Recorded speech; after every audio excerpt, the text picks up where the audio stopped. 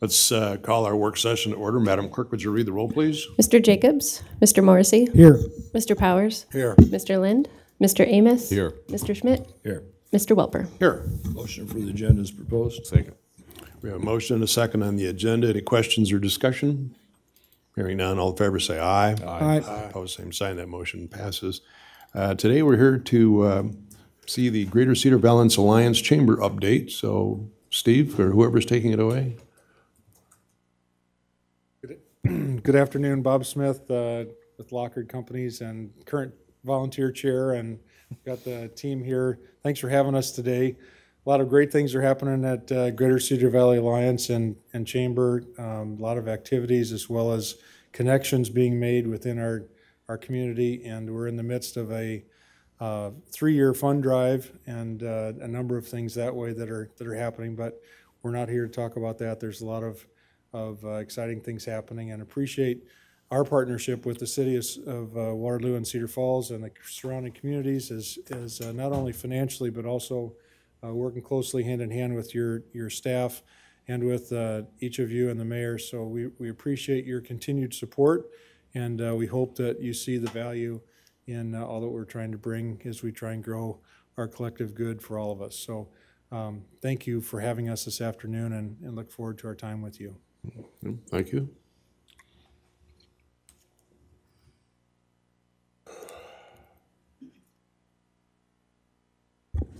Good afternoon. I'm Lisa Skubel, Vice President of Economic Development for the Alliance and Chamber. Since our last update in May, we've seen some excellent projects be announced.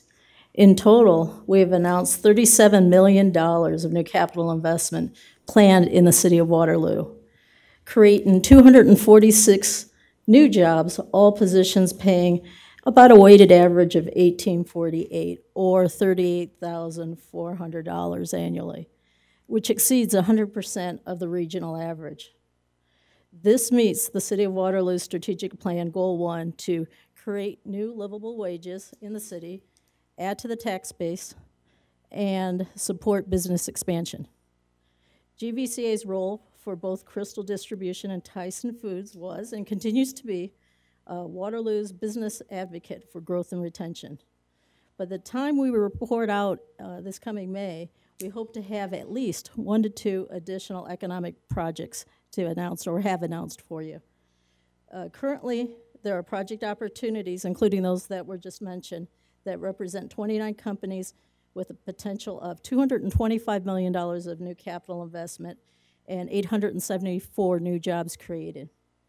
Since July, we've had 2 lead generation campaigns underway. One is international and the other is Midwest-based. This week we'll be adding another 760 companies to be called on, in addition to the 1,000 companies that I mentioned in the report given to you last week. That makes our total outreach since July to just over 1,800 C-level executives. Typically, it takes about 3 attempts to reach these executives just to determine whether or not they're interested in expansion and would they consider Waterloo in the Cedar Valley area. We plan to continue a similar lead generation in 2018 as well. We have filled an important position on our economic development team. Cassie Grimsman joined our team in May. Cassie, could you stand up so they can see you? The podium's in the way. Cassie is our business services coordinator, and already she's been engaged in the Crystal and Tyson project, helping us as an organization, but also supporting Noel and Adrian and making those projects happen. Cassie is presently compiling the existing business interview data, and we'll have an industry report available to you later this winter. She is presently working on a companion survey gauging talent needs of our existing businesses. Lastly, we have been promoting Waterloo on our Live the Valley Facebook, which promotes place to work and a place to play and live. We have shot and are using footage of downtown Waterloo venues to promote the community. This is a talent initiative that also aligns with Goal 1 of Waterloo's strategic plan. We can wait for questions at the end if you prefer, Councilman Welper. It's up to the council. Do you have questions ready? Or would you just soon wait? I don't care. Whatever. I guess it's later. Okay, thank you. Thank you, Lisa. Good afternoon still. I'm Carrie Dara, and I'm here to give you both a community development and a TechWorks update. And I'll start first with the community development. First of all, most of you know that we champion and lead the Leader Valley initiative from the Alliance and Chamber. And while we have heard from our investors and you from the businesses in the area that it's not a matter of not having enough people to work, it's having people with the right skills to work. And so that's why we've adopted this educational outreach so that we can be training the future of the workforce in the Cedar Valley. The Leader Valley initiative that we've been working on, we have now 17, in Waterloo, we have 17 schools that have adopted the format, the Leader and Me format, 15 elementary, 1 middle school, and 1 high school, which is really important that we have those middle school and high school involved so that as kids go through the elementary schools, they can keep on with the Leader and Me initiatives through their middle school and high school experience. Since we've talked to you last, we did receive the impact study that was hired from the UNI Center for Educational Transformation. And that's for those of you who are aware of the Leader and Me. Many have asked for the data and how is it the impact of Leader and Me. And so the study has come back. I do have some information, and if anybody afterwards would like to let us know if you'd like to send the raw data and the information from that study, we'd be happy to do that. But Leader and Me is making a distinct difference in students, educators, and school levels, shifting the way schools educate and relate and support the students, and that's critical. And you'll see a lot of evidence leading into the CAPS program, the CTE program through the Waterloo schools.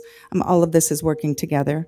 The research is also being adopted as UNI creates their curriculum for teacher training. So as teachers are coming into the university to become teachers and principals, they're learning this Leader and Me and Leader Valley principles in order to teach this in the school districts they ultimately end up in.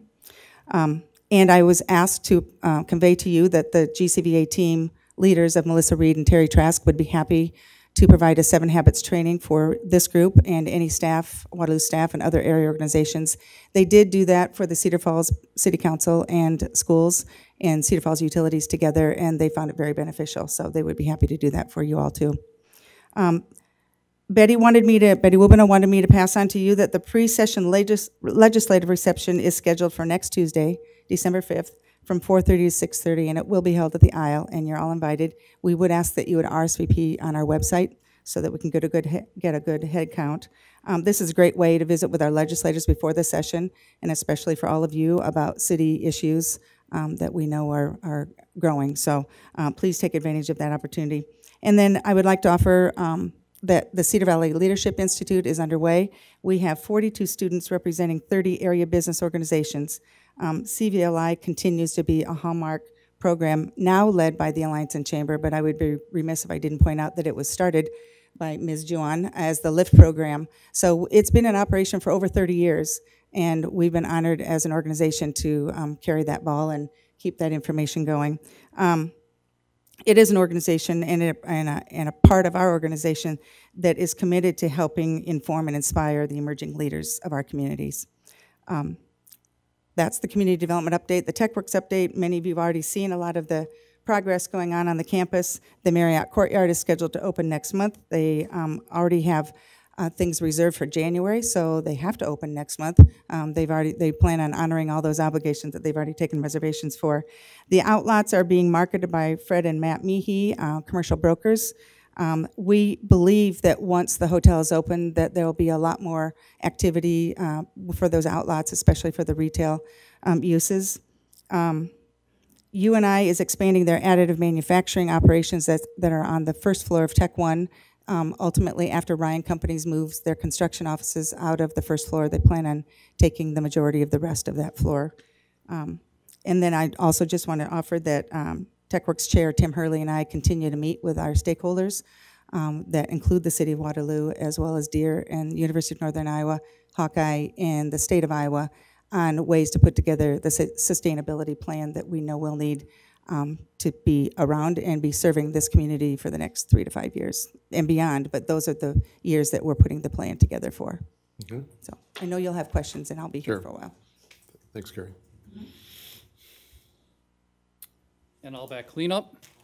I have 3 or 4 items that I wanted to mention to you, along with everything else that's going on. One of the roles that we're beginning to define is a role as the convener of those who have innovation-related programming throughout the region. You know what, people like John Deere have a building, and it's called the Product Engineering Center, and there's a lot of experimenting going on in there to make the next best generation of everything that firm does. But there are a lot of people throughout the Cedar Valley who are having individual ideas about how to make the next thing better or something better, or to invent something brand new to move things along. That happens with different kinds of products, services, tangible, intangible. It happens in different places. And so you need different kinds of locations and support for that to happen. So you look at everything that's happening here with user interface with Andy Van Fleet and his visual logic and ID8 space, what can happen at TechWorks with the industrial operations and manufacturing related technologies, some of the IT stuff that's happening next door in Cedar Falls or up in Waverly. A lot of stuff happening over in Independence. So we're the convener, like we are with many things. We'll be the hub, if you will, for all of that kind of activity, and we're trying to figure out exactly what that looks like and the value we can deliver to our partners in that regard. Second thing I want to mention is we have initiated our fundraising campaign. We call it T×3. It's Greater Cedar Valley 2021. And the 3 things that we're focused on in that campaign, number 1, you might guess, is talent, win the talent war. Number 2 is technology. For any successful economy, we're going to have to engage technology in everything we do. And 3 is transformation. We're going to step out of our traditional role a little bit, engage the larger civic community, and start to plan or put together that roadmap for what the Cedar Valley economic area ought to be doing together as we all make our communities successful individually.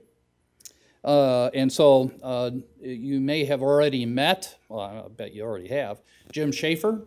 Jim's a Waterloo native, has joined us for the last 8 months or so, 6 to 8 months, and is the lead person working with our investor relations to take that message along with myself to our investors throughout the Cedar Valley.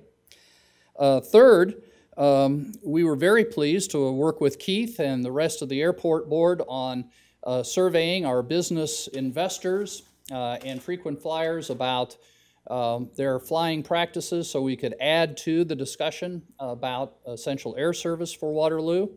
And we hope that all comes out right when Department of Transportation considers the community comments. But we were very pleased to be able to add that extra layer of information. And finally, Carrie mentioned that our Leader Valley Foundation team is doing Leader in Me or 7 Habits training throughout the community. Made that great offer to you, and just want you to know that for the next 2 days, they're going to be doing that in the community for businesses. So on occasion, they do get the opportunity to step outside of their traditional education role and move into the community. And so I'd add my encouragement as well to work towards a session for you and perhaps school folks again. Thanks. And now we can open up for questions. Anyone have any questions for Steve, Lisa, or Carrie? I guess the only question I was having is, we are becoming a more diverse city all the time. Yes. How are we doing with the language barrier, or do we have one? Oh, absolutely. I can't remember the number of dialects that Superintendent Lindeman mentioned during one of our recent sessions. An enormous number. Really? Help me out? 40. Yeah, and 40. I would have said beyond that in terms of just dialects. So that is a significant issue. Occasionally we do run into how do we translate? Where does the translation expertise come from? There's some great expertise in our community college and the university. Beyond that, we have to kind of search. But it is our strength because we are diverse and we can add the cultural diversity, the experiential diversity, but also we have to overcome some of those barriers. Sure. Anyone got a question? Mr. Chairman. Sure. Two things, I guess. Number one, I would encourage, and I don't know if you would arrange or who would arrange it, to schedule that training for the Okay. 7 habits, and especially if we'd wait until after the first year, so we'd have the new council We'd have to. involved, yeah. And then also the schools and whoever else wants to join. And then the other question I guess I had, Lisa, the 246 jobs, is that what you said since last time? Were those all at Crystal and Tyson, or primarily at Crystal and Tyson? Okay. Is there any way of knowing whether anybody had any effect on having those jobs in Waterloo versus they were in Waterloo, so that would be the logical place where they put them, if you understand my question, in a respectful manner, by the way? I think what you're asking is identifying whether those positions would actually be people who lived in the city of Waterloo. Is that correct? Well, and did we get those jobs just because Crystal and Tyson are already here and they were the logical place to expand regardless of what the Alliance or Noel's department or anybody else did as far as influencing that? Sure. With existing businesses, they always have an option to where they want to expand. I mean, Tyson, case in point, they have facilities all over the country, and they could make those capital investment elsewhere. We saw that with ConAgra several years ago when they brought David Seeds. So companies like that, they have options, but when they see a community being good to them, being an easy partner to get things done, being transaction-oriented, it puts us on the radar screen. It also puts us on our radar screen of having regular business retention and expansion outreach, so we stay in front of them. So when those expansion opportunities come up, we're there. And with Crystal, it's something that our office, as well as your office, has been monitoring for many years. I suppose Tom probably could put it somewhere else, but logically he saw it if he could add on to where he's at. That makes a lot of sense. But behind the scenes, there was a lot of creativity of how to make those numbers work. And we're able to support both the city and the Alliance and Chamber to help make the numbers look better so Tom can move forward with the project. Thanks. That's it. Mr. Morrissey? Lisa, Carey, or Steve, the role of Greater Cedar Valley Alliance and Chamber is one of bringing business, bringing jobs, helping bring that to Waterloo. That's what the incentives are there for. That's what the contract, the agreement is there for. And just a basic kind of question for you is, in doing this, as long as you guys have done it, what are 3 to 5 pros that Waterloo has to offer for any business coming here, for any industry coming here? And are there any suggestions that you want to make that you would like to see Waterloo move forward on? And I'm not one who's negative. Well, maybe if you talk to my wife, she might say something different. But what would be the one negative thing? So I that's what I'm looking for. 3 to 5 positive things that are used to promote Waterloo that you believe are really there that could bring business and industry to Waterloo. And what would be the number one negative thing? And then the other thing, any suggestions that you have? I know that's a mouthful, but it's a question that I have that's I hope you can answer. Well, I don't really need just 3 to 5 good things about Waterloo. I think it really sums it up to one thing that I've enjoyed, and I've done economic development in other states and other communities. And one of the things that impressed me so much, and this goes back to the mid-'90s, is that Waterloo is so transaction-oriented. It makes my job a lot easier in bringing those lead-in opportunities in front of your staff when I know that they're going to be pro-business and creative, thinking outside the box. And what you have right now in a team of Noel and Adrian is something special that you should be proud of having, because they probably are one of the best teams that I've seen that think outside the box and realize that not every project's going to fit one particular incentive. Sometimes you have to be creative, and they're able to figure out ways of doing it to get the deals done. And that's the hardest part, is closing the deal. So I would say transaction-oriented. Keep continuing to be transaction-oriented, open to new projects. Sometimes they don't create a lot of jobs, but they create a lot of capital investment because they have very automated systems, machinery and equipment. And as a result of that, they're creating higher paying jobs because they need more skilled workforce to operate those pieces of machinery and equipment. So that's a value added. And then as far as negative, property tax rate comes up sometimes, not so much for new companies coming in, but when you look at across the state of Iowa, you know, it's still right up there, and that's not an easy one to overcome. And I think the city staff does a very good job when it comes to that competitiveness of doing other things creative that help offset that, so a company will say yes to either expanding here or a new location. Did I cover both those answers? I think Steve has a comment. Suggestion in there. Any suggestion you might have? Or Steve, or Carrie. I'll leave that one for a minute, but when we were talking about what is it that we sell, dittos to what was said there, by all means. The transaction-oriented team is essential to being able to make the deal. It's our job to bring the opportunities. It's our job to coach the businesses and you along towards what's necessary to make a transaction that's good for both parties, but you got to be at the table and you got to be sophisticated about it, and you guys are. Beyond that, what lets them come here? Waterloo's industrial history can't be understated in importance.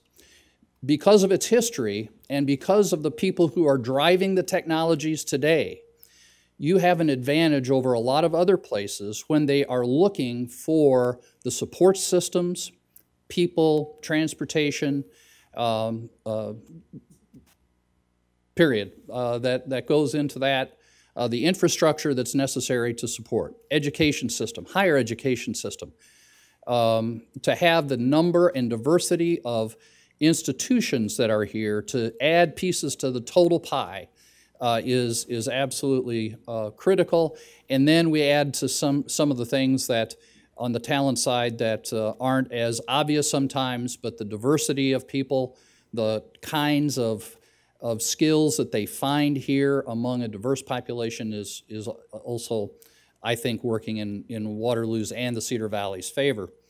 Talent supply is also got to be on the list of some of the things that we worry about. That's why, you know, in our campaign that we just talked about, for the first time, we're going to be spending more resources, more money on talent recruitment and retention and advertising for people to move here than we ever have before.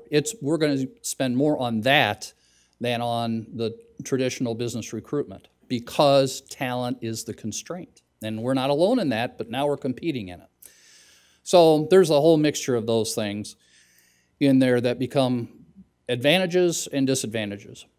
I think that in terms of suggestions to overcome some of those constraints, I'm going to let you figure that one out. Honestly, I think that Lisa mentioned tax rate, and we've talked about that a lot before in the past. I don't mean to be flippant about it, but it is structural. It is not easy to overcome when you're fighting the issue of what does it cost to supply what services to our community, especially as it relates to business services. But you burn a lot. This is casual conversation here, but my response would be you burn incentives overcoming the property tax issue. And like I say, the team is very good at gauging the importance and the weights that are being placed on various aspects of the decision making. But at the end of the day, we feel like, I'll personalize it, I feel like we may not have to make the kind of deals that we do if we didn't have to overcome the property tax issue. So, but that's a very short answer to a very big problem. or issue. Anyone else? Okay, thank you. Thank you very much. Steve, Carrie, Lisa, and Bob. Closing You comment. didn't ask me for a suggestion, but just in working with city councils and political bodies around the country, I think one of the important pieces is that there's a predictable outcome if someone starts the process. So before the person comes and meets with Lisa and team and then meets with Noel, and they've come from the state, some are coming from out of state, one of the first questions that's always asked is, what's the approval process and how predictable is it? If we get down to the end, are we going to be able to get something done and accomplished? So I would just say as a city council, as you are more integrated and unified in your perspective, by the time something gets here, it's pretty well baked. So maybe the opportunity to get more information earlier would be better so that the public format doesn't necessarily sell so many papers and put so many headlines in the front of the public, because what these folks are doing is they're picking community A, B, or C, and really at the end of the day, they just want to keep their job, right? So the opportunity for us as a community to welcome them at every level is important. So I think that's one of the pieces that can help distinguish us from others as we get more and more integrated that way. So, Bob? Yep, go ahead. So, Bob, in other words, we get graded by you too. Okay. Moving forward is important. Absolutely. And you've got a very qualified team, both in, decades of experience on the GCA team as well as within your staff, and a mayor that's very involved in a lot of the early upfront conversations that are going on. By the time opportunities comes here, they've asked the hard questions with the doors closed. I'm confident of that because the meetings I've been in, those questions have been asked. Not saying you rubber stamp anything that comes, you need to do your job, but I think there's an opportunity to continue to communicate that we're open for business. Very good. Thank you to all of you for coming with the update today. Okay. We move right into the next meeting. We don't need to adjourn. We have about 2 minutes to go. Does say approximately. It says approximately, so we can start. No reason Right. we need to wait. That's right. Thank you, Steve. Who's running this? Yeah. Who's doing the overview on the TIF certifications? You are. Nobody else moved. Noel Anderson, Community Planning Development Director. I think we set up a work session on the TIF. Obviously, on your council agenda tonight, there's a number of actions dealing with the TIF. One of the things that staff has to do is compile the statistics of what the TIFs are generating in terms of taxable value, what they are owing in terms of debt for infrastructure and costs have gone into the development of them, and then we do a report to the state. I believe all that information is in your packet. I don't know if there was anything else we wanted to look at in the overview other than just have a question and answer session with the council on this process. Any questions on any specific TIFs, projects, or anything like that? Council, questions?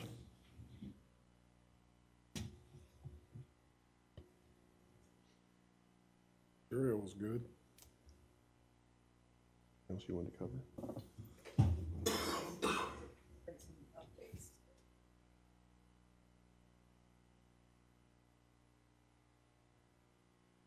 Do you have anything for us other than what's in our package? I guess just while we're here as well, also on your council agenda, there's a couple of TIF actions, just kind of talking in TIF in general, since it's a work session on TIF overview. What we are doing with the San Martin area and the northeast areas, we are essentially taking the vacant land. We did this earlier with the Martin Road TIF district. We are taking the vacant land in those areas, releasing it, and then readopting it into the TIF. Basically, we're just resetting the timeline in there to give us the ability to go after projects and have the ability to put in infrastructure and have a timeline to be paid back for the infrastructure and costs. Again, this is on the vacant land. It'll probably have a small positive impact on the general fund. We reset these, there's probably an increase in that base value of the land, so they'll go up slightly. But otherwise, there's very little impact otherwise in terms of what we're doing, other than giving us more time to get the land developed, which is what we obviously want to see, because both San Martin and the Northeast site have large amounts of work still to be done out there in terms of providing water, sewer, road infrastructure, et cetera. So this is just giving us more time to bring more businesses, jobs, tax base to the city. Anyone? Mr. Chairman. Mr. Morrissey?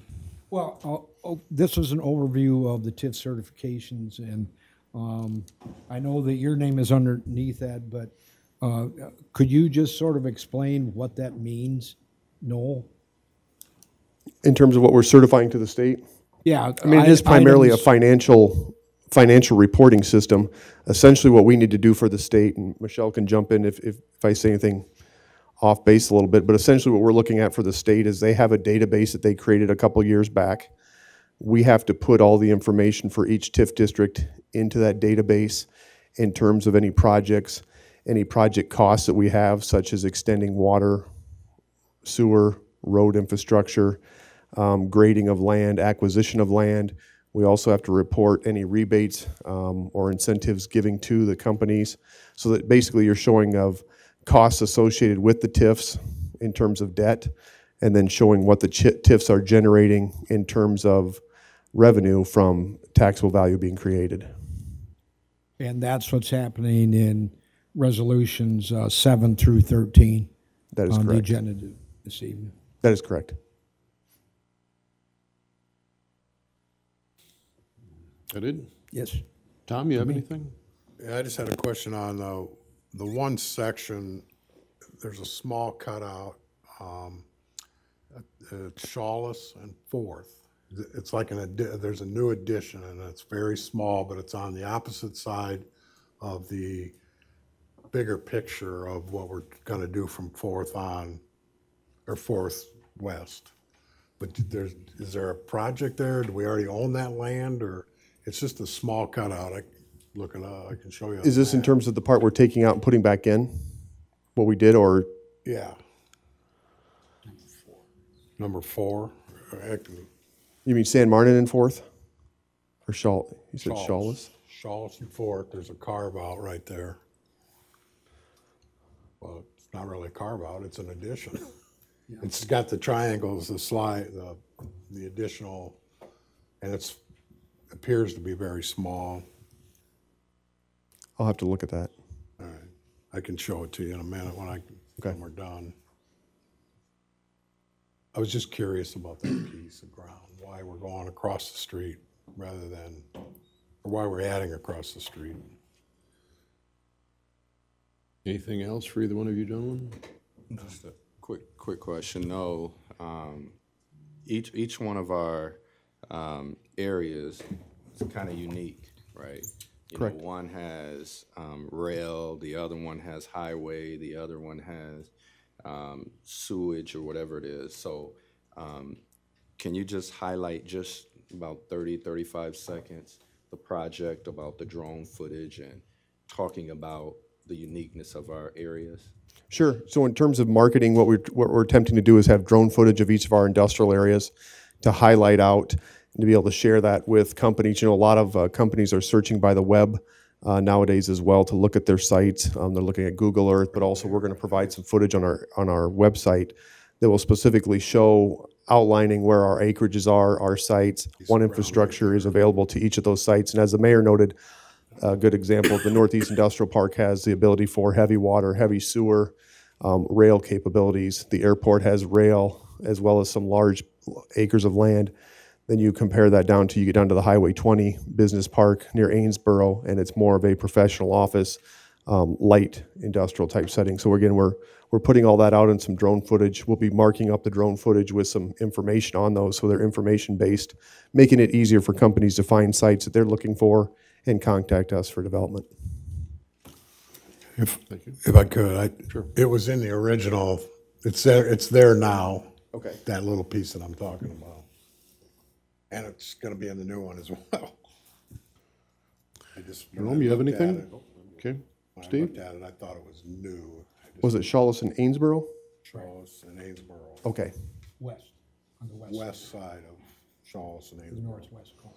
I think I said 4. That's land that was formerly owned. It was originally acquired by the Waterloo Waterworks, I think back in the 50s or 60s for a water tower. At some point, they sold it to the city of Waterloo. So we do show it as a potential development site being at a major intersection there. So that's why we want to include it into the TIF area as we continue to see that area develop. Mr. Chairman. Sure. No, but also with Councilman Powers' statement about the adding back, it also includes expansion because you're adding that section there, which is north of Shawless and borders Hammond and is south of East San Martin. That little jut there, that Correct. you're adding that for development, correct? Yes, and we are not allowed to split a parcel with the adoption of a TIF district. And what the county has been doing is they've been taking parcels that are owned by the same person and combining them into one parcel. So they changed a parcel line over there, so we're adapting to what they adopted for their parcel line over there to match our legal description. So it's a small expansion area. We're mainly doing it to match their parcel line configuration, but it does give us a little bit more land for development. Thanks. Anyone else? Well, Noel, thank you. I guess that's all we have for today. We can move right into the next discussion, which is the discussion of fireworks usage on July 3rd and 4th of each year. Kelley, it looks like you're up on this one. So continuing fireworks discussion. This proposal would allow for usage of fireworks on July 3rd and July 4th of each year, and it would match the outlined usage times that's proposed in the state law now. July 4th is from 9 a.m. to 11 p.m., and then July 3rd, depending on the day of the week that it falls on. If it's on a weekday, it would be from 9 a.m. to 10 p.m., and if it falls on a Saturday or a Sunday, it would be from 9 a.m. to 11 p.m. That's all I got. Okay. Discussion council. Well, Mr. Chairman. Go ahead. Well, first of all, with B, I don't know why we have to include display fireworks at all, because they're not even at issue. According to the law, as I read it, they're prohibited anyway, display fireworks. And it seems to me that the crux of the matter is the consumer fireworks. And part of that also should be what were novelties in the past? Are they considered, is that category still novelties that is not dealt with because it's not part of this at all? Or did some of the novelties morph into the second-class fireworks?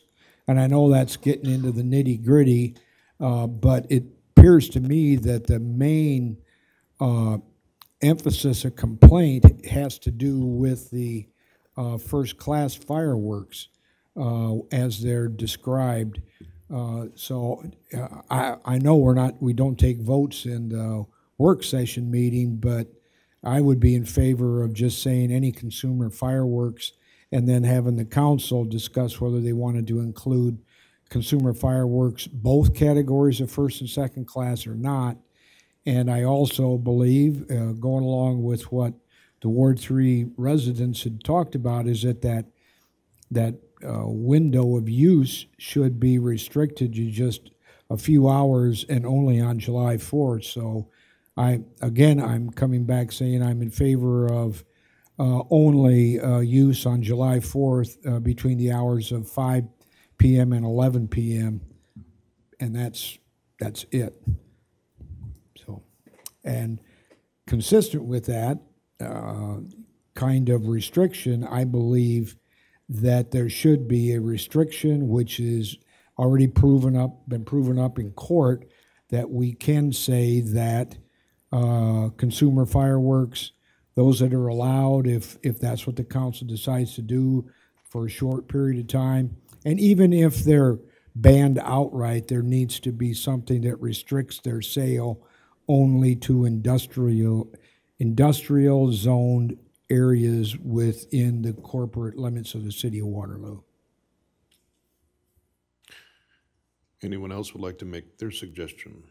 Mr. Powers, where do you stand on this? Right now, I'm still flexible on the dates and times. I think that it's been somewhat obvious. We don't want to look at New Year's Eve, but I could even go there.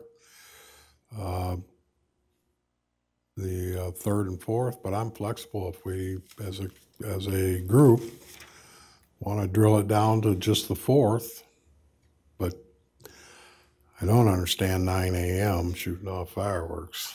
I don't understand that, but I think the time frames that Mr. Morrissey put out, I would look at those. I think there's, somebody wants to argue against patriotism. People want that. People want to have an opportunity to teach their kids how to safely do fireworks. And this is an opportunity if we can just drill it down to a certain period. So that's kind of where I'm at, but I'm flexible either way. Okay. In an effort to work together. I'm sorry. In an effort to work. I'm listening to Councilman Morrissey and some of the things that he is putting in there. Don't have a problem with those at all.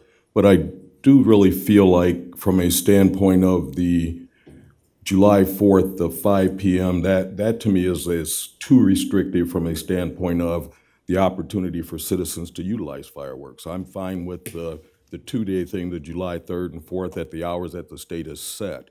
But I do believe that if we're going to do on July 4th from 5 o'clock till whatever time it was, you might as well ban it. For me, I don't believe in that ban because, I've heard our police chief say that it would be a nightmare to enforce, and I still believe, just like you, Councilman Welper, that even though we do set a time limit, we're still going to end up having individuals that are going to be shooting those things off and probably being fined for it. Mm-hmm. Steve? Well, I don't know if we made any further progress on determining exactly what Cedar Falls and Evansdale are doing, because I'd still like to have us all be on somewhat the same page. And I'd still like to see the new council set the July 4th fireworks schedule, and I'd like to see this current council just make a decision for New Year's Eve and call it good and move on. Well, I haven't changed my opinion. I have to go along with Des Moines, Ames, Iowa City, Cedar Rapids, and now Cedar Falls. They're all at a full ban, with the exception of what's it called again? Not hobby stuff. Sprinklers. No. What do you? Novelties. Novelty. Thank you. With the exception of novelty fireworks, I have to think that everybody's on the right page with that, and I don't see us being on a different page. I have to go along with them with a full ban, and with the exception of novelty fireworks. Can I just say, so Cedar Falls, Evansdale, we've had conversations before. Cedar Falls decided to move ahead with a complete ban. That's what they decided to do. Evansdale tried to mirror their policy a little bit like ours, and that's why they went to the 5 days to try to mirror that. Though the compromise in between, wanting more restrictions, would be 2 days to kind of put things in the middle, do give people an opportunity. And that recommendation from the research that Chief Treelor and Chief Trelka had done, so that recommendation to try to adhere to what council wants, be more restrictive, actually came from our public safety as well. So we've kind of been going back and forth on this. So I'm hearing a full ban. I'm hearing just wait until just do December. I'm hearing some flexibility, and then I'm hearing no flexibility except 5 to 10 on the 4th or whatever the date was, with some zoning about where you can sell and stuff, if I'm correct, right? Which still puts us in the middle. So, this isn't on today, is it? Nope. So, we need to get something on the agenda for next week. So, we will. Am I hearing no one is in favor of 3rd and the 4th, even if we change the times a little bit? I'm in favor of the 3rd and 4th, Mayor. Without, Mr. Mayor, I believe we have 3 that are in favor of a full ban. okay. Who I would didn't that hear. Who's that? Mr. Jacobs, Mr. Lind, and I. Okay. So you have 3, so that means you don't have 4. Right. Halfway in between is 2 days, and I'm hearing flex that schedule a little bit more. I didn't hear Councilman Schmitt talked about this coming up in next month. What is it, the 31st? Right. Yes. But I don't know if we should put something on for full ban from that. We have a recommendation from Fire and Police, and what was that again? For the 31st?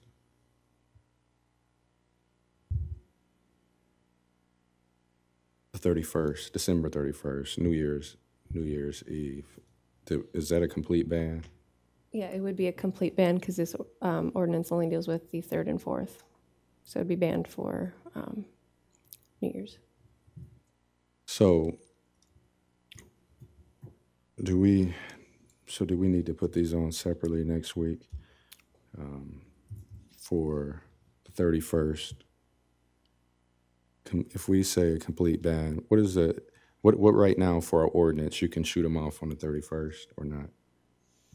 If we make no changes to our code, because the state allows fireworks usage in December, then we would have to default to the state code and allow fireworks usage as that prescribes. A full month. So I'm wondering if we should put something on next week. Are we able to separate those? So if I understand you right, you want to put an ordinance on next week that only deals with banning fireworks for Banning or allowing, but get something the on period there. of December and not Yeah. dealing with the 4th. Right. We could. I guess you'd end up having to rewrite that ordinance anyway to deal with the summer months. But, I mean, we can do that. I'd like to vote on those individually, if possible. I would agree. Mr. Mayor, Yes, sir. I don't want to put words in Mr. Morrissey's mouth, but he did suggest that he would support a full ban, providing that the fireworks were sold in industrial areas only. Is that, If it came down to that being the basic choice that we have, if it got to that point. okay. But until we get to that point, I'm in favor of what I talked about. Well, and something to keep in mind too, with restricting the zoning, that'll have to run through Planning and Zoning Committee as well But we still could put it in the ordinance, Kelley. before Planning and Zoning approves. Well, we can write in the ordinance, just like we had discussed last week, something where we asked the state of Iowa to pay for the costs as well. We can put stuff in the ordinance. You could, but if So if Planning it and Zoning didn't fails- approve it, so you'd have to go back and rewrite your ordinance again. The better procedure would be to have Planning and Zoning approve the zoned usage for fireworks, have council adopt that, and then write that into an ordinance. But Once it's planning and adopted. zoning, I mean, but right now, they can be sold in industrial areas. Correct. They can be sold basically anywhere in Waterloo, so Correct. all that this is saying is that they're To gas restricted pumps. to industrial. That's all it's saying. Mm-hmm. Planning and zoning would not need to prove that at all. because they've already approved the sale of it there, just by default. So you want restrictions to where they can Yes, sell that it? this ordinance would restrict the sale just to industrially zoned areas. I don't see how it requires anything for planning and zoning. Noel, would you like to speak to planning and zoning? Maybe you can clarify some things for us.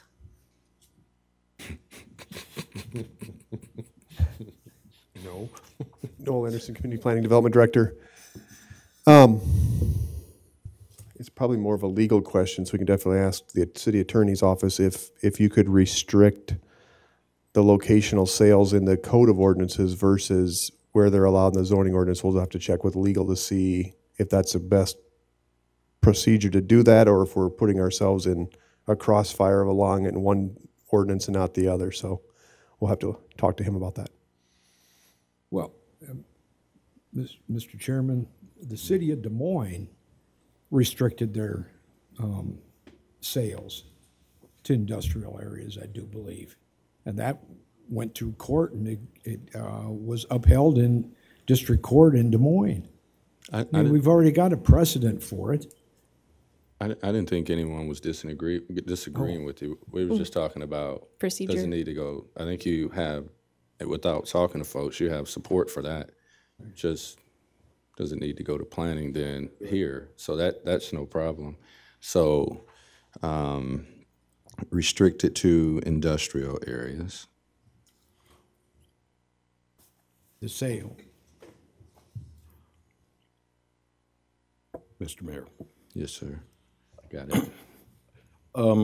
For me, I think that the December 31st, I could support a ban on that simply because of it being a New Year's type thing. And I mean, for me, I don't relate to anyone actually shooting off fireworks on the New Year's Day. Usually it's a gunshot or something like that. Well, it definitely will be now. Yeah, but from a standpoint of just so that everyone knows, I could support a ban for the 31st. And Mr. Chairman, so would I. I mean, that's basically what Ward 3 said that they wanted. They didn't want any fireworks in December or early January. So we can split that apart, right? And deal with that portion. Do we just go ahead, leave the 3rd and 4th on there now, and then change it? Okay. If you can't split them apart, do we just put the 3rd and 4th on there with a complete ban on the 31st? Then when the new council comes in, we go ahead and we deal with that again for the 3rd and 4th.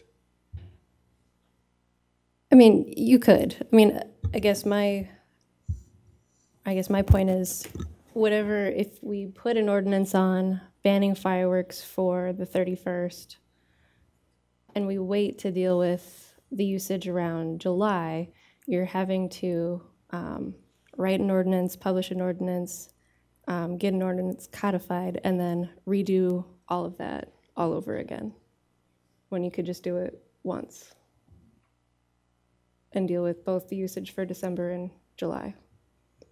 It's doable. It's doable. It's just, is it efficient? I'm not hearing a real consensus right now over what to do for July.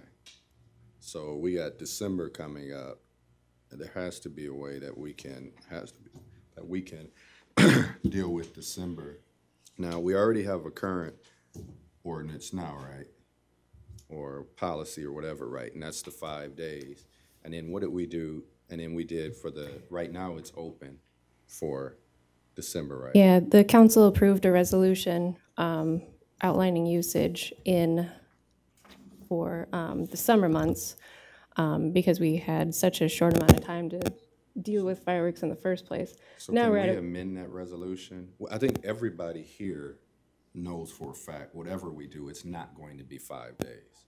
Whether it's 2 days, I haven't heard anything over 2 days from anyone between 2 and a complete ban and the 4th. Yeah, if you pass a resolution again, basically you're going off of, I think for enforcement the tickets were written as nuisance violations.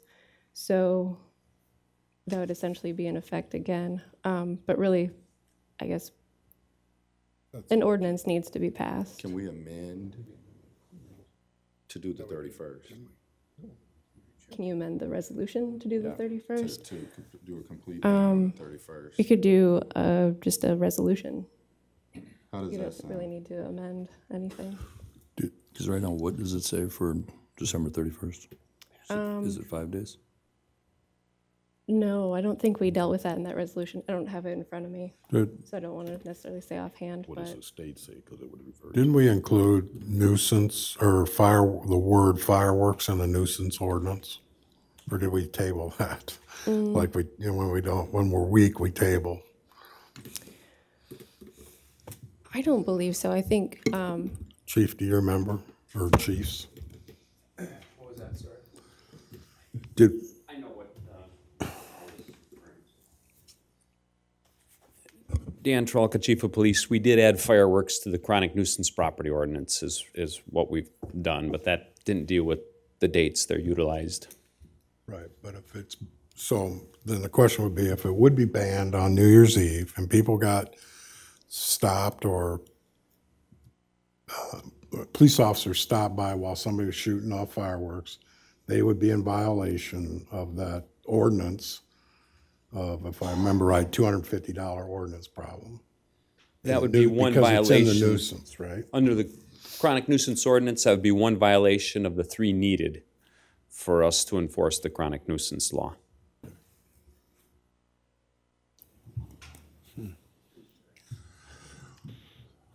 Which would never be enforced. Yeah. So,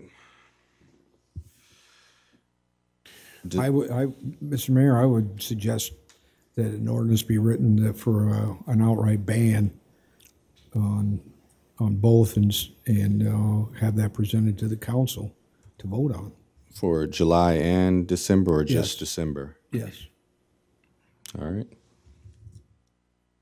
That would be my suggestion, and then we'll have a discussion about it, and it's either up or down, it's gonna be voted on, at least, and we get it either taken care of, or we have some amendments thrown out if it is defeated, because I believe after, say it would be defeated hypothetically, we would be able to, at that point in time, ask for some amendments to what had been proposed as the ordinance.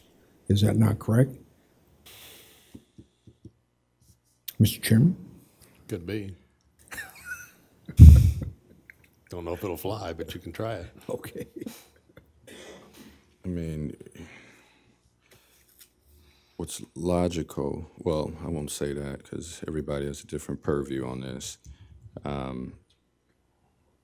is to ban the 31st, or ban usage coming up here pretty soon.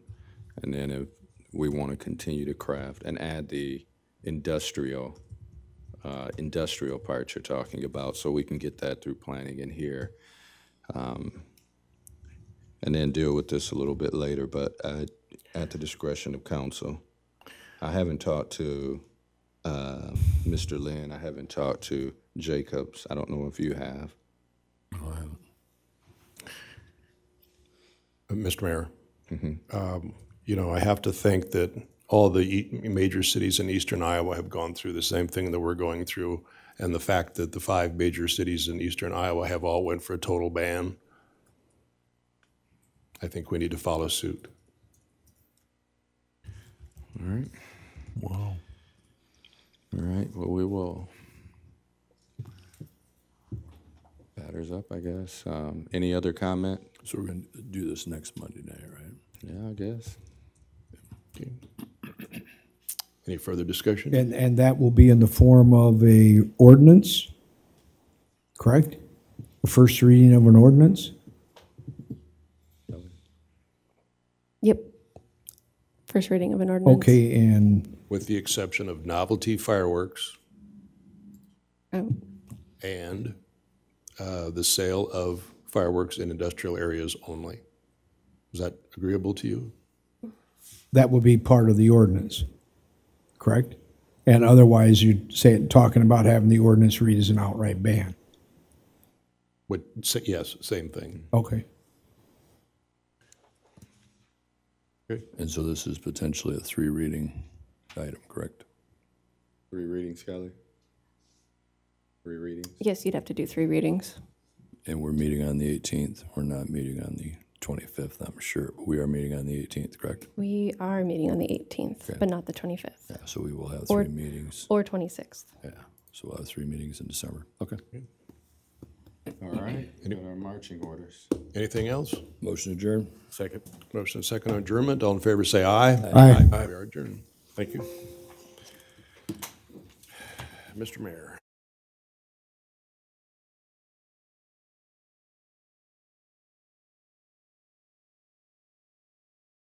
Second. Just a second. All right, go ahead. Let's call our Finance Committee to order. Madam Clerk, would you read the roll, please? Mr. Jacobs? Here. Mr. Powers? Here. Mr. Welper? Here. Mr. Chairman, if I could, I'd move the approval of the agenda and the minutes of November 20th, 2017 as proposed. Second. Motion a second on the agenda and minutes. Any questions or discussion? Hearing none, all in favor say aye. Aye. Opposed, same sign. That motion passes. Travel requests, we have 3 items. Mr. Chairman, I'll take those. Travel requests for Chris Schmitt, Sharon Druin, and Margaret Klein, council members, to attend a class on Municipal Leadership Academy, destinations Waverly and Cedar Falls. They're going to be held on 2 dates, December 7th and April 19th. The amount not to exceed $570.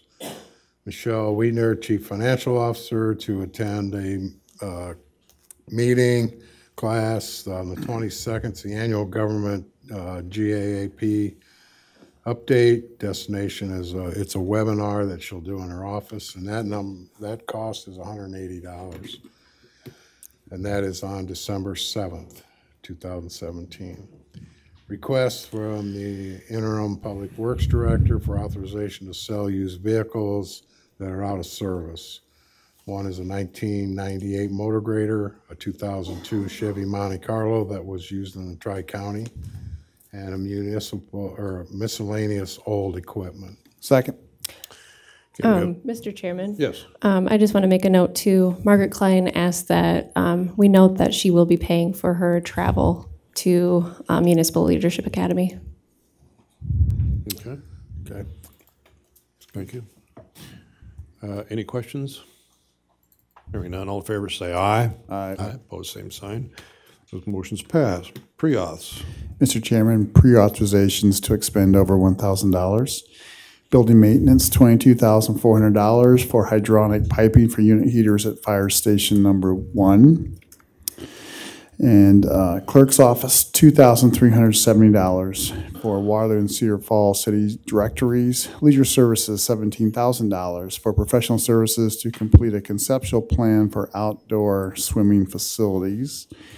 MIS, $1,931.51 for the Dell rugged laptop for central garage. Traffic operations, $7,200 to purchase the Bolton and Menk Inc. for preparing ICAAP grant applications for Broadway Street and for Amesboro Avenue for installing fiber optics and traffic adaptive systems. And traffic operations, $36,403.35 plus $124.59 shipping and handling to purchase 18 55-gallon drums of white fast dry paint, 35 55-gallon drums of yellow fast dry paint, and 750 50-pound bags of beads reflectorized spears. Second. Okay, we have a motion, a second on the pre-auths. Any of those stand out? Any questions? Mr. Chairman, Mr. the Jacobs. idea of the plan that we're going to spend $17,000 to work on a conceptual plan for outdoor swimming facilities. Oh. Rick's here. Mark Gallagher from Leisure Services. We're at the point where our pools are well past their expected lifespan. They were built in 1980. All the literature said 20 to 25 years. So the welding, the water loss, we just want to see where we're at, what our community can stomach, what our population could use, figure out what it would even cost. I mean, we kind of have ideas of numbers, but we're to the point where we think we at least need a plan going forward. So this is, the plan is like a contractor would go in and put together a plan for us? Is that really what the cost is? It's then? conceptual. I mean, it's not up to the level of construction drawings, but it's concepts. It's also meeting with elected officials, having neighborhood meetings with stakeholders and citizens as well, and then preparing not only construction costs, but also operational costs. So we can see if we can improve how our operations are going now too with better attendance. Okay, thanks, Mark. Anyone else? Hearing none, all in favor say aye. Aye. Aye, opposed, same sign, the motion's passed. The bills payment this week, $4,570,863.94. That's 4,570,863.94. Second. Motion and second on the bills payment. Questions? Hearing none, all in favor say aye. Aye. Bills are paid. Mr. Chairman, I move for adjournment. Second. Motion and second on adjournment. All in favor say aye. Aye. Aye. We are adjourned.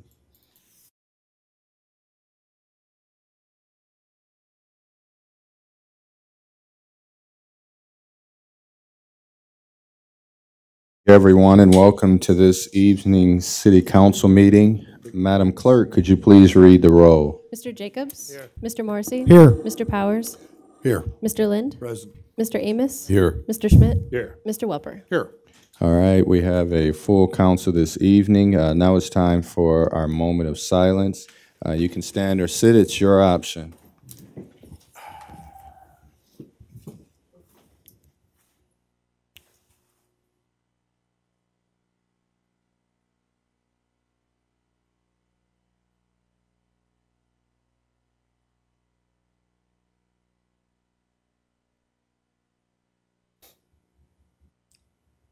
All right, thank you. Now we'll have the Pledge of Allegiance by Councilman Morrissey. Please join me in the pledge. I pledge allegiance to the flag of the United States of America and to the republic for which it stands, one nation under God, indivisible, with liberty and justice for all. All right, thank you. Now be seated. Mr. Mayor, Yes, sir. I'd like to make a motion to approve the agenda as proposed and also the approval of the minutes of November 20th, 2017 regular session as proposed. Second. That motion has been made with a second. All in favor? Aye. Opposed? Mr. Mayor, Yes, sir. can I add something to the agenda? Can we amend the agenda by adding a resolution? What's the resolution? I mean, we just approved the agenda. That's where I'm trying to jump in there. It's already been approved. I didn't know you had an amendment, nor did you say anything, or we would have had it. I mean, what do you do? Yeah, if you want to put it on for next week or something, or like. Have we not allowed that in the past? After we approve the agenda? I don't know, I'm just asking. I don't ever remember approving an agenda and then coming back after it's been approved to do an amendment. Well, maybe we should have had discussion before we voted on it. Sorry, apologies, but I had no idea you had an amendment. All right, I want to put it on for next week, an amendment, a resolution to appoint a special counsel to investigate, to review the development agreement with the convention center. I want that on the agenda next week. So you want someone other than the county attorney, someone other than you having every email that we've had? Because one of the things that I was thinking about, well, we have oral presentations coming up in a second, and then we can talk about it then. Okay. Anyway, can we put that on the agenda, Kelley? We'll have discussion in oral presentations. All right, now we have a proclamation declaring November 28, 2017. And we have Tim Combs, founder, director of Americans for Independent Living. If you would please join me up front, sir. Go through that door.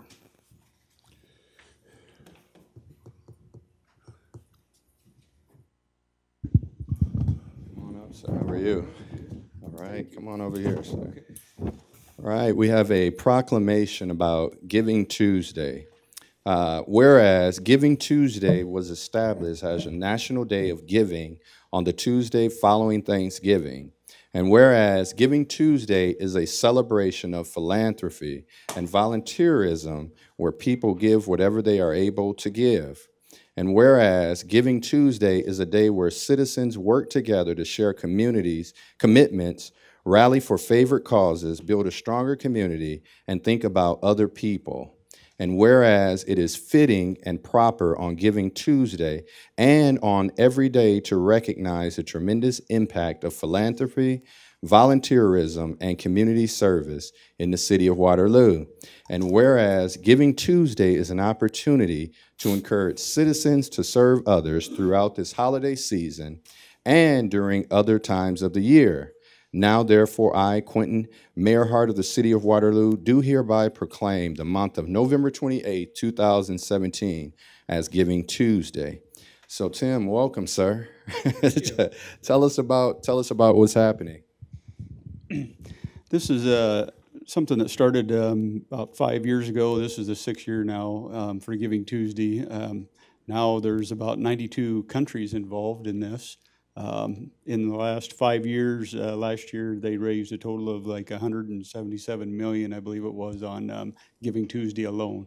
So for the communities to come together across the country, globally, I guess, to be able to help share and give back and do their good to the community, in any way, shape, or form they can. And I thought it would be a good idea that the city here of Waterloo, let alone the city of Cedar Falls, both become a part of that. And people across the country can look at us and say that, this is an excellent city and doing what they do to give back.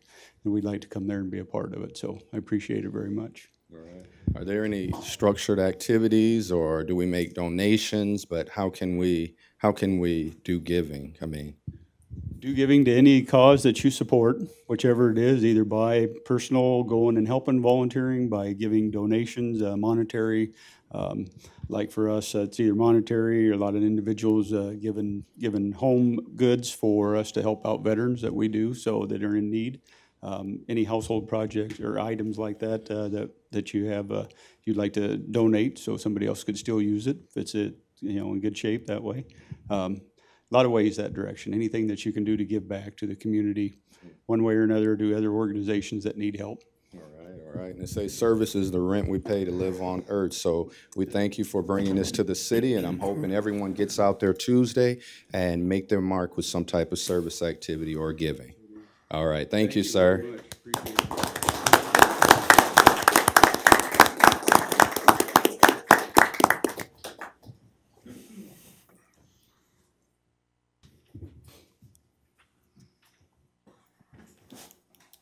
All right, it is oral presentations time, and it's your opportunity to address the city council with items on your heart. And we have a gentleman that's on his way up here, so let us know your thoughts.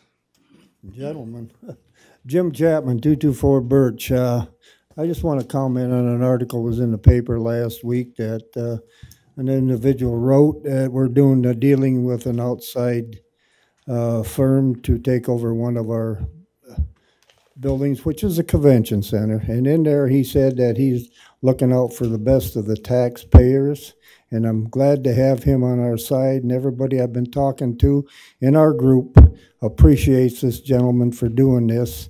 I know I'm not supposed to mention any names, but I'm glad somebody's taking a big interest in this. I hope he's wrong. I hope everything's all right, but at least we got somebody up there saying that he's looking out for the taxpayers, and we appreciate him. Thank you, Tom. All right, next.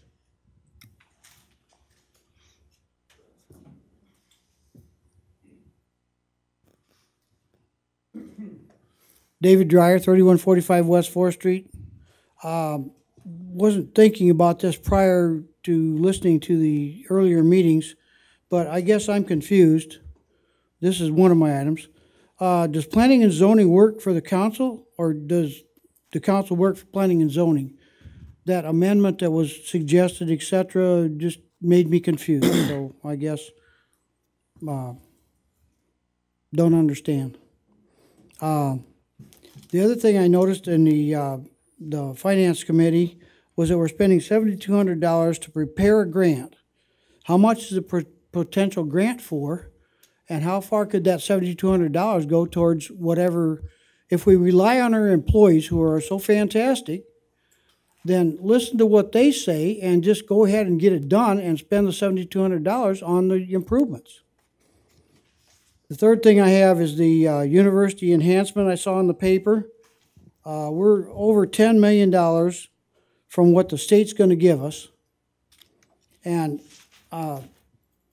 my thought is that I thought that sheltered bus stops were already in the works. Do people move or come to Waterloo to see how pretty we are or find a value? Also thought it was important to get the Midway intersection done while Cedar Falls is there. And now I see that we're going to do Green Hill to Amesboro. What happens to the aspect of we were going to work with Cedar Falls while they were doing that intersection? Or is that also going to be done at the same time?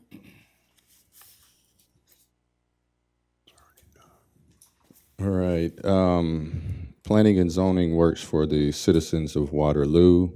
If there's a grant funding and we can capitalize and spend a little to get a whole lot, that's a worthwhile investment. University enhancements, we have people that are in wheelchairs. We have people that are in all kind of weather conditions because this is Iowa.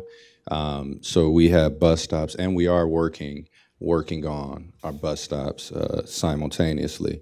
And then Eric, the Midway intersection, or Noel, whomever, is there some type of conversation or communication with Cedar Falls as we've been moving through this project? Eric Flores, Cedar. Yes, the city staff and the consultant have been conferring with Cedar Falls all the way through our process, and we are still going to be coordinating the Midway intersection with them, so that it'll still only be torn up once. They're stopping short. We're doing changed our phases a little bit because of the easements that we need to get for the project and some staging issues. So we've changed the phases that we were going to do, the order a little bit, but that still will mean that we're working with Cedar Falls to only do that intersection once. All right, thank you. Mr. Mayor, the enhancements that were listed in the paper was like statues or gardens or whatever. Bus stops, yeah, I understand that. But the enhancements was, I think it was quoted $3.1 million, and we're already $10 million over. I don't think we need to do that right now because that doesn't, beautification doesn't bring people to town. They come to shop. Thank you. All right, thank you, sir. All right, is there anyone else?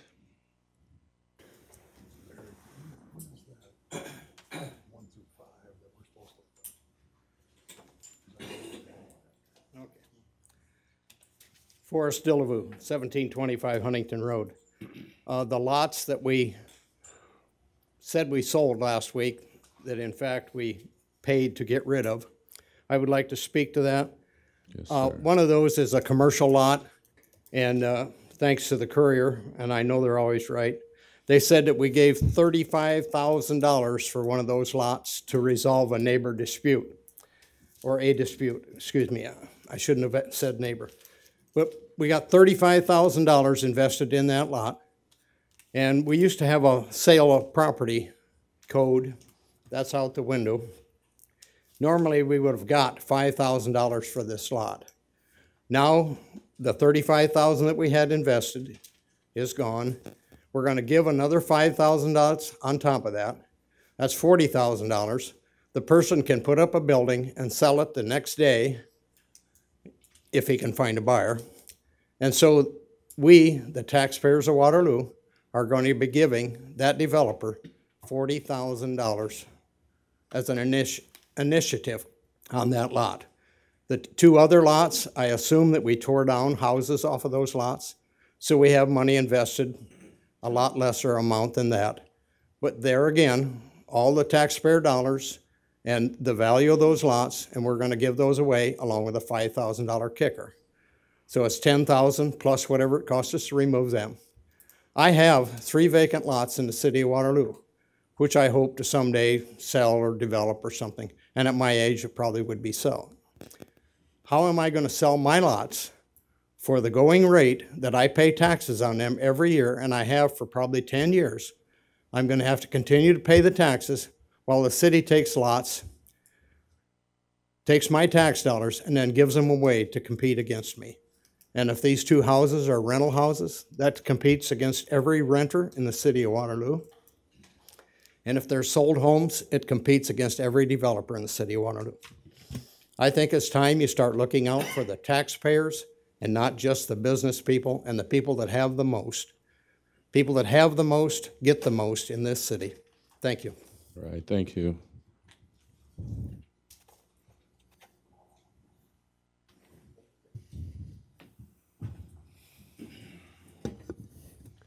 Noel Anderson, Community Planning Development Director.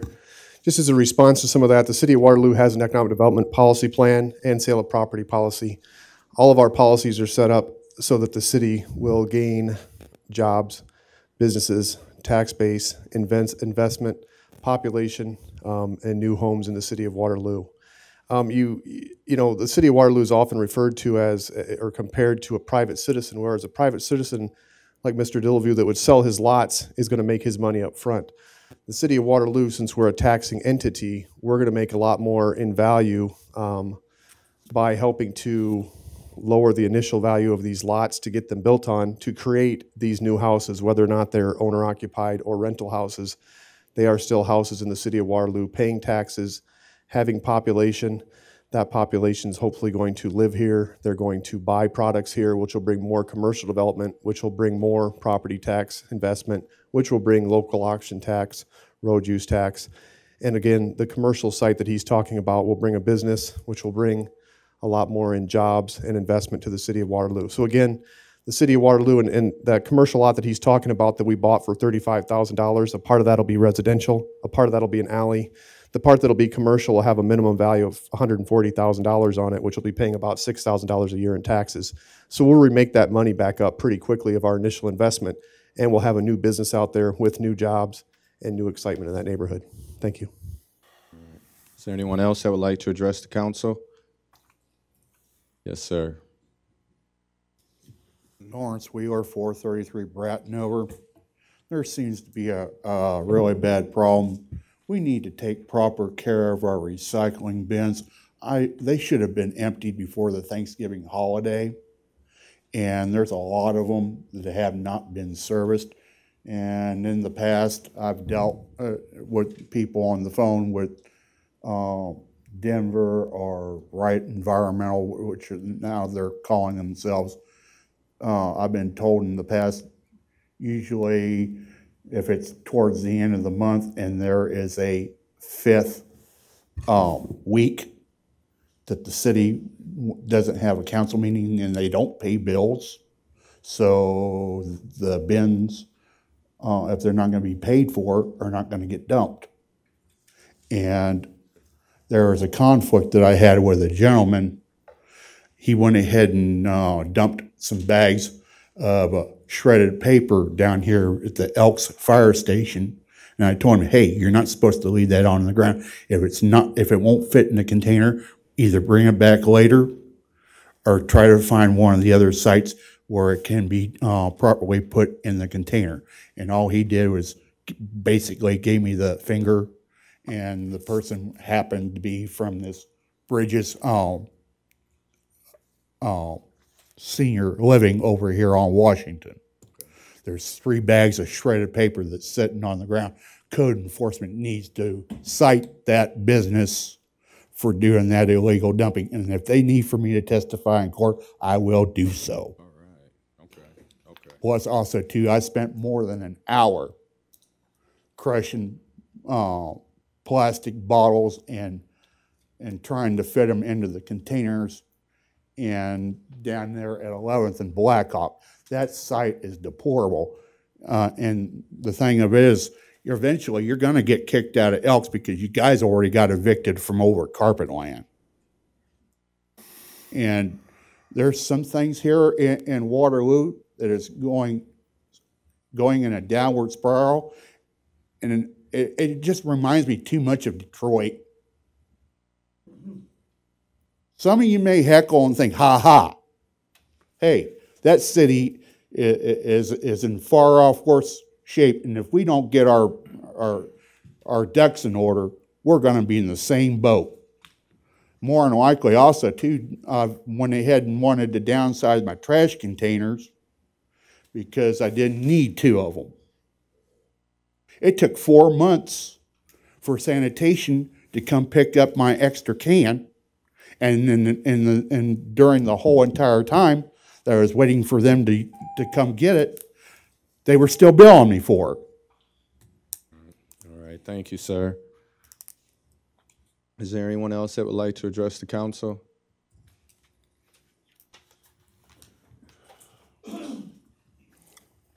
Good evening, Todd Obadal, 124 Amity Drive. To start with, I would like to ask as a member of the public, make a request that item A2 on the consent agenda be considered separately this evening.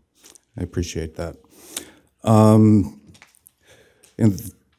Recently, I as people are talking about a certain issue that apparently is going to be on the agenda next week, perhaps, and the idea that we don't have enough information about things. I think this goes to basic transparency. Certainly this consent agenda item was on the consent agenda 2 weeks ago and was unable to get that removed from the consent agenda then. I'm glad I have the opportunity now to do that. We as the public, whether it's planning and zoning or city council, we get the opportunity to understand what's going on here, and whether it's concern about selling properties undervalued or anything else that is our concern. We have a concern that sometimes things are done in the back rooms outside of public view. I was reviewing the original Sunnyside South filing and the original response to it. And it was enlightening to see what our city was paying legal fees to argue.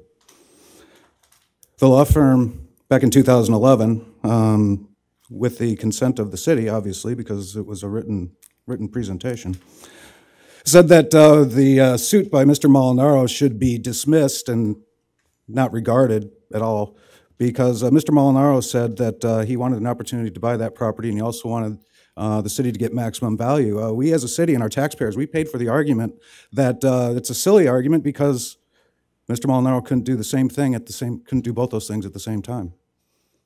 Never mind that he had submitted a check to the city for an amount much larger than $1.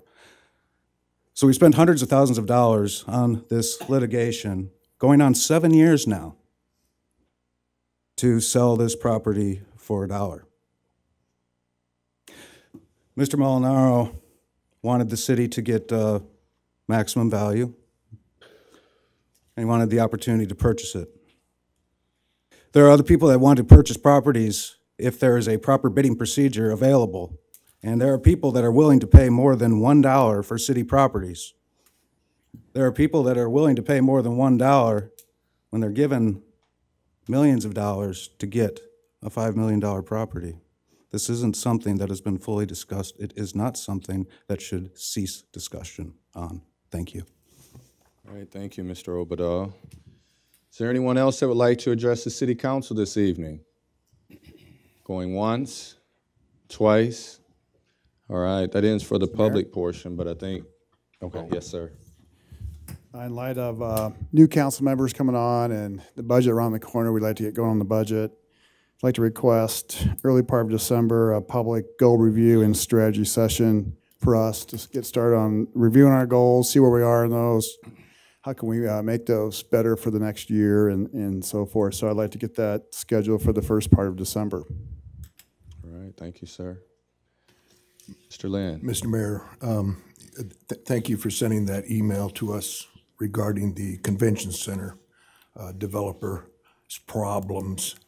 My radar lit up like a Christmas tree when I read that.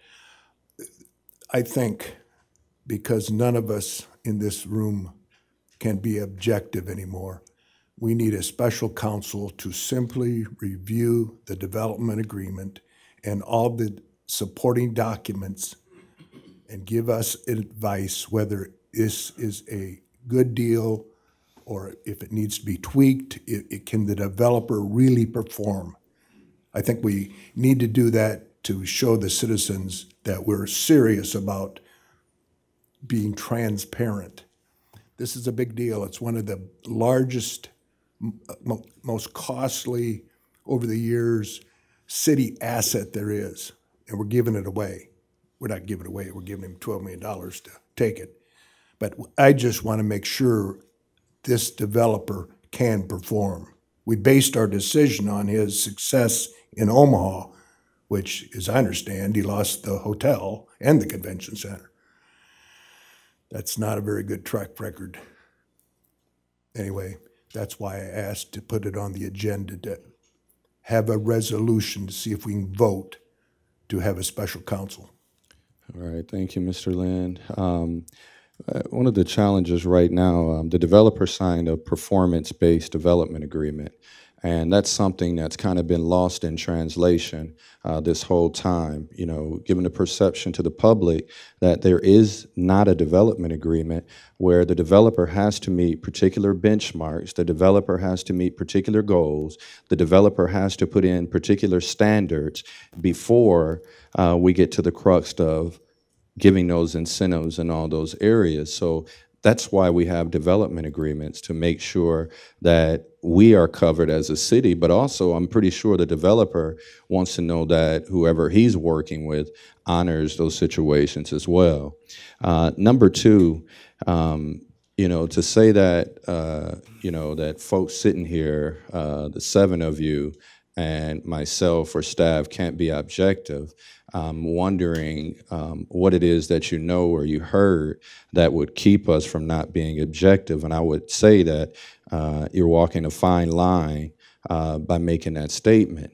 Number 3, Edwin Leslie asked for a records request, and that records request was asked for. It was sent to the Ethics Board, CC. It was also sent to the county attorney with regards of conversation and communication. Then you, Mr. Lind, with all due respect, asked for all the records from emails to coffees to whatever communication we had. You asked for it, and you've had that information since October. The county attorney has that same information. So, you know, if it is council's will to do that, I have no choice but to give the impression that there was not a development agreement that was given June 21st, and every revision you receive, every email, every conversation, you have a copy of that. So what I would probably say, if we want to take a look at full transparency, why don't I just upload all of the conversation, all the development agreements, all the email from staff, from council? Why don't I just upload that information so the entire public can see it? With regards to the way that it's been done, I have absolutely no hindrances that we followed the rules from the conversation with attorneys, from the conversations with the state. We followed every rule like we were supposed to do. So I would probably say, why don't we just upload all conversation, all emails, and we'll put it on our webpage and we'll let folks look at it. But you have all the information. Did you not receive that in October? Yes, I have. That's not a problem. I'm just worried whether this developer, based on the information I received from you, can perform. Absolutely.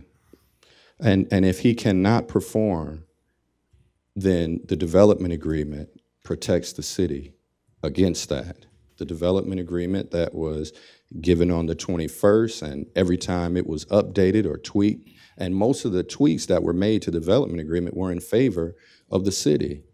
But, you know, as far as when the county attorney has every email, every correspondence, when you have every email, every correspondence in your possession. So I would just say, why don't we just upload the emails and upload all the conversation for the entire public to be able to see it.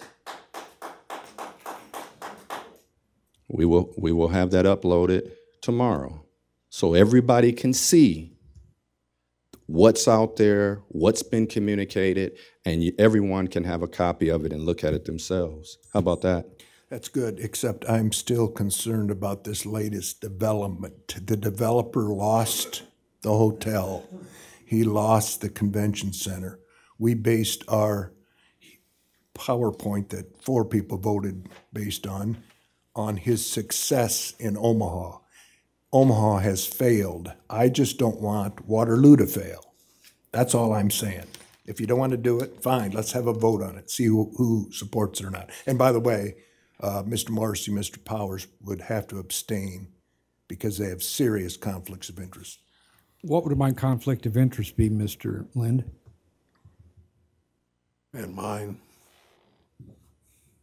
I'm talking to the mayor. I'm talking Well, to you. okay, let me, so what is their conflict of interest? You mean a developer You said they have a paying for political ads is not a conflict of interest? So when you take a look at folks that have come across this city council over the years and folks that have made donations to campaigns to say that their judgment has been tweaked because they voted for a development agreement August 29th and then turns around 2 months later, somebody did a Facebook post that they had absolutely nothing to do with. You're calling that a conflict of interest. It looks like pay to play to me, and that's why But the development agreement was signed 2 months prior to the situation you're talking about. Now, if you have other information and the where developer, city council members and the mayor received some type of dollar amount, some type of allocation, some type of benefit, you better sure prove it. You better sure prove it, and you better have the information correct to get on television and state that someone received some type of incentive because of something that happened on August 29th. It's on his Facebook page. He was rewarding the votes. I'm just saying it's a conflict of interest. There was a council person that will be a current council person replacing you that had nothing to do with that. I didn't mention her. Playing a slippery slope and close to libel. Let you know it. But yes, ma'am.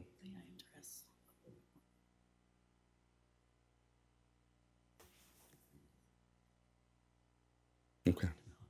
All right. Yes, ma'am. Michelle Wiedner, Chief Financial Officer. I just feel compelled to speak about the information that the city received. Some statements were just made that, as far as I know, have knowledge of, that are not correct. We did receive information that the developer, who is under agreement with us to acquire our convention center, was in a deal in Omaha, Nebraska. They reached there was the other side, the other party put an article in a newspaper, and there was a legal settlement reached the day before. There's nothing about a hotel failing. I would need somebody to show me that hotel's failed, because I'm not aware of that.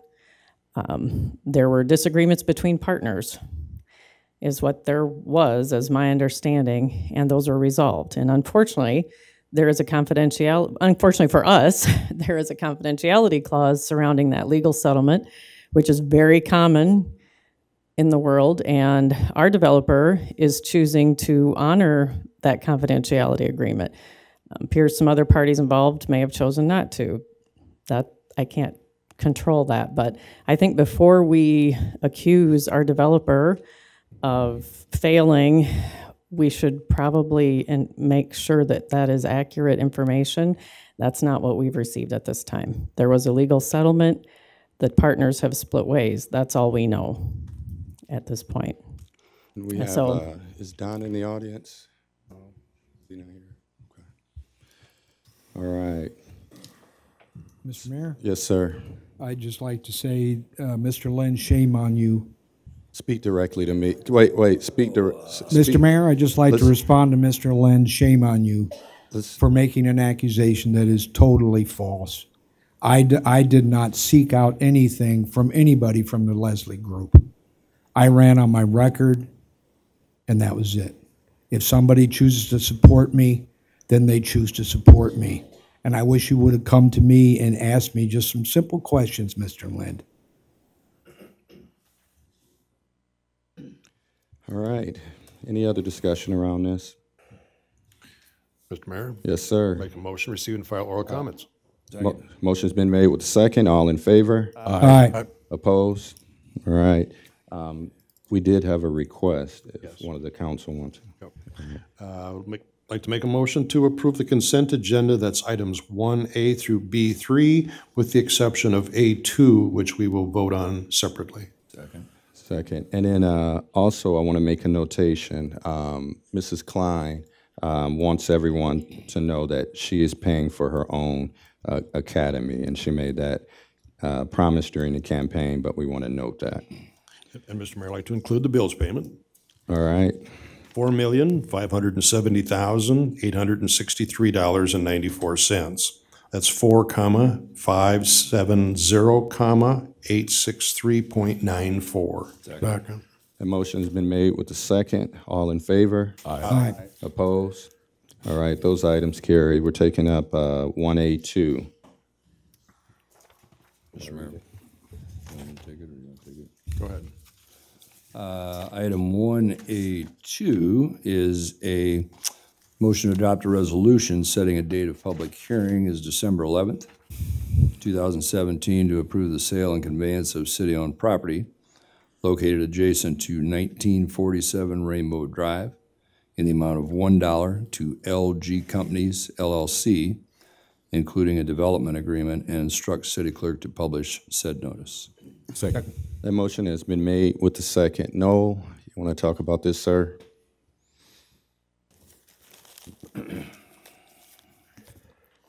Noel Anderson, Community Planning Development Director. This is 2 lots that the city of Waterloo owns on Rainbow Drive, adjacent to 1947 Rainbow Drive. They were acquired in the 1970s. We've done some extensive research on the area in terms of any highway acquisitions or anything like that by the DOT or the city of Waterloo. They were not acquired for road purposes. It appears they were acquired for drainage way purposes, and therefore we are able to sell them through the city of Waterloo sale of property policy. This is being set for a date of hearing. One of the purposes that the state code requires a hearing on sale of property is to allow people to come forward and talk about if they wanted to up the offer at the date of hearing. They could always come and offer more. Again, this meets the sale of property policy that the applicant is preparing to build a home and a garage on the site with a minimum assessed value and all that to move ahead with it for sale of property. Questions, council? Madam Clerk? Mr. Jacobs? Yes. Mr. Morrissey? Yes. Mr. Powers? Yes. Mr. Lind? Yes. Mr. Amos? Yes. Mr. Schmitt? Yes. Mr. Welper? Yes. All right, now we come to public hearings, and we thought we can do it one way, but we're gonna have to take them one at a time. So, number 2, please. Oh, and 4 and 5, the order will be swapped on 4 and 5. Someone take number 2, please. Mr. Mayor. Item number 2 is a motion to receive and file proof of publication of notice of public hearing, and that's for the Northeast Industrial Urban Renewal and Redevelopment Plan Amendment number 3, removal area to remove properties from the TIF area. Second. That motion has been made with the second. All in favor? Aye. Aye. Opposed? All right, the hearing is now open. Is there anyone that has particular questions about these items? We did discuss some of these at a work session, but yes, sir.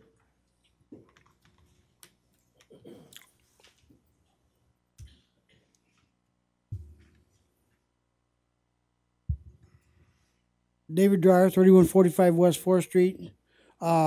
First question is, are we adding any, are we purchasing new land?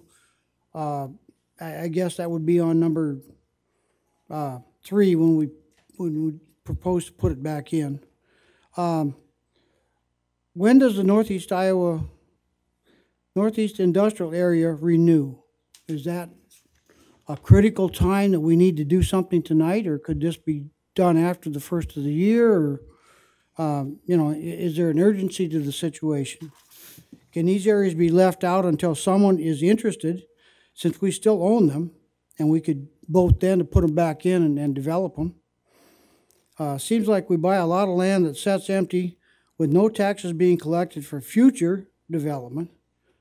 I don't understand how we don't capture the increment tax before the debt is paid, other than it doesn't go into the PET TIF fund. If it goes into the general fund at full tax rebate, at full tax rates, would that not be a better deal? What is the status of the 1993 area? Are we collecting full taxes on that now? 1993 to 2013 is 20 years, so that should have expired. So are we collecting the full taxes on that now? Wouldn't this be helping, or did we get renewed? Did it get renewed in 2004? So this is like perpetual motion every 20 years. All right, thank you. Noel, let's, are you done, sir? Yes. All right. Noel, let's try to walk through some of these about proposed to put back in and when does it renew? Noel Anderson, Community Planning and Development Director. So the area being removed and the area being added back in are the same area, so we are not adding any areas. This action here is not actually acquiring any properties. It's really just the legal setup of the TIF district. All right, urgency. There is some urgency. I don't have the documents right here in front of me. And this is a unique TIF in that some of it was put in place before 95. There's a state code difference between 95 and after 95 as to when the sunsets will start. So these are areas outside of the original TIF districts before 95.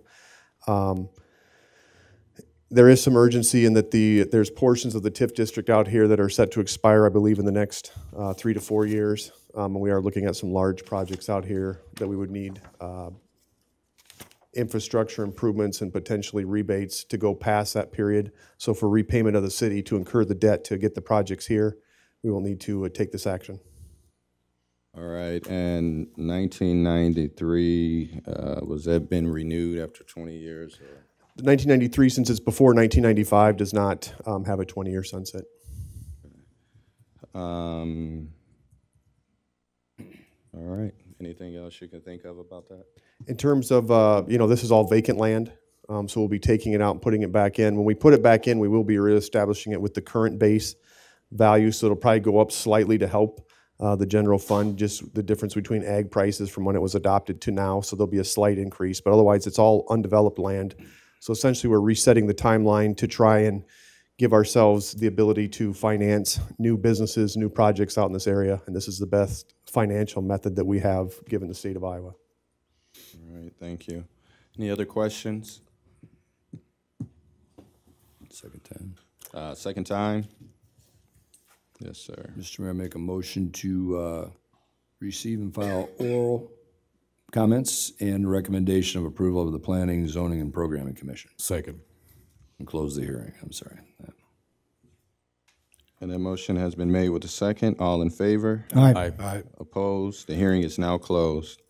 Mr. Mayor, I'd like to adopt a resolution affirming previous determination of an area of the city to be an economic development area, determining that the development or redevelopment of said area is necessary in the interest of the public health, safety, or welfare, designated said area as appropriate for an urban renewal project, and approving the plan amendment. Second. That motion has been made with a second. Council questions? Madam Clerk? Mr. Morrissey? Yes. Mr. Powers? Yes. Mr. Lind? Yes. Mr. Amos? Yes. Mr. Schmitt? Yes. Mr. Welper? Yes. Mr. Jacobs? Yes. All right, that item carries. Mr. Mayor, I'd like to make a motion, receive, file, consider, and pass for the first time an ordinance providing that general property taxes levied and collected each year on all property located with the newly described Northeast Iowa Industrial Area, Urban Renewal and Redevelopment Plan Area in the City of Waterloo, County of Blackhawk, State of Iowa, by and for the benefit of the State of Iowa, City of Waterloo, County of Blackhawk, Waterloo Community School District, and other taxing districts, be paid to a special fund for payment of principal and interest on loans, monies, advancement to, and indebtedness, including bonds issued or to be issued incurred by the city in connection with said urban renewal project. Second. The motion has been made with the second. Madam Clerk? Mr. Powers? Yes. Mr. Lind? Yes. Mr. Amos? Yes. Mr. Schmitt? Yes. Mr. Welper? Yes. Mr. Jacobs? Yes. Mr. Morrissey? Yes. The item carries. Mr. Mayor, make a motion to suspend the rules. Second. The motion's been made with the second. And can we, I think there was a question, if there was an answer, I guess I missed the timeliness issue of this. Noel Anderson, Community Planning and Development Director. There is a timeliness to this in terms of getting the action done. In terms of suspending the rules or having all in one night, there's not a timeliness to that, but there would be we need to get this done within a short time frame here so that we can move ahead with projects. So within the next couple of weeks? Correct. Thank you. All right, thank you. Madam Clerk? Mr. Lind? No. Mr. Amos? No. Mr. Schmitt? No. Mr. Welper? Yes. Mr. Jacobs? No. Mr. Morrissey? Yes. Mr. Powers? No. All right, number 3, please. Mr. Mayor? Yes, sir. Number 3 is a motion to receive and file proof of publication of a notice of a public hearing, and that's for the Northeast Industrial Area Urban Renewal and Redevelopment Plan Amendment, number 4, expansion area to expand the boundaries of the TIF area and include other updates. Second. All right, the motion's been made with the second. All in favor? Aye. Opposed? All right, the hearing is now open. I think we answered some questions from the last one on this one, but yes, sir.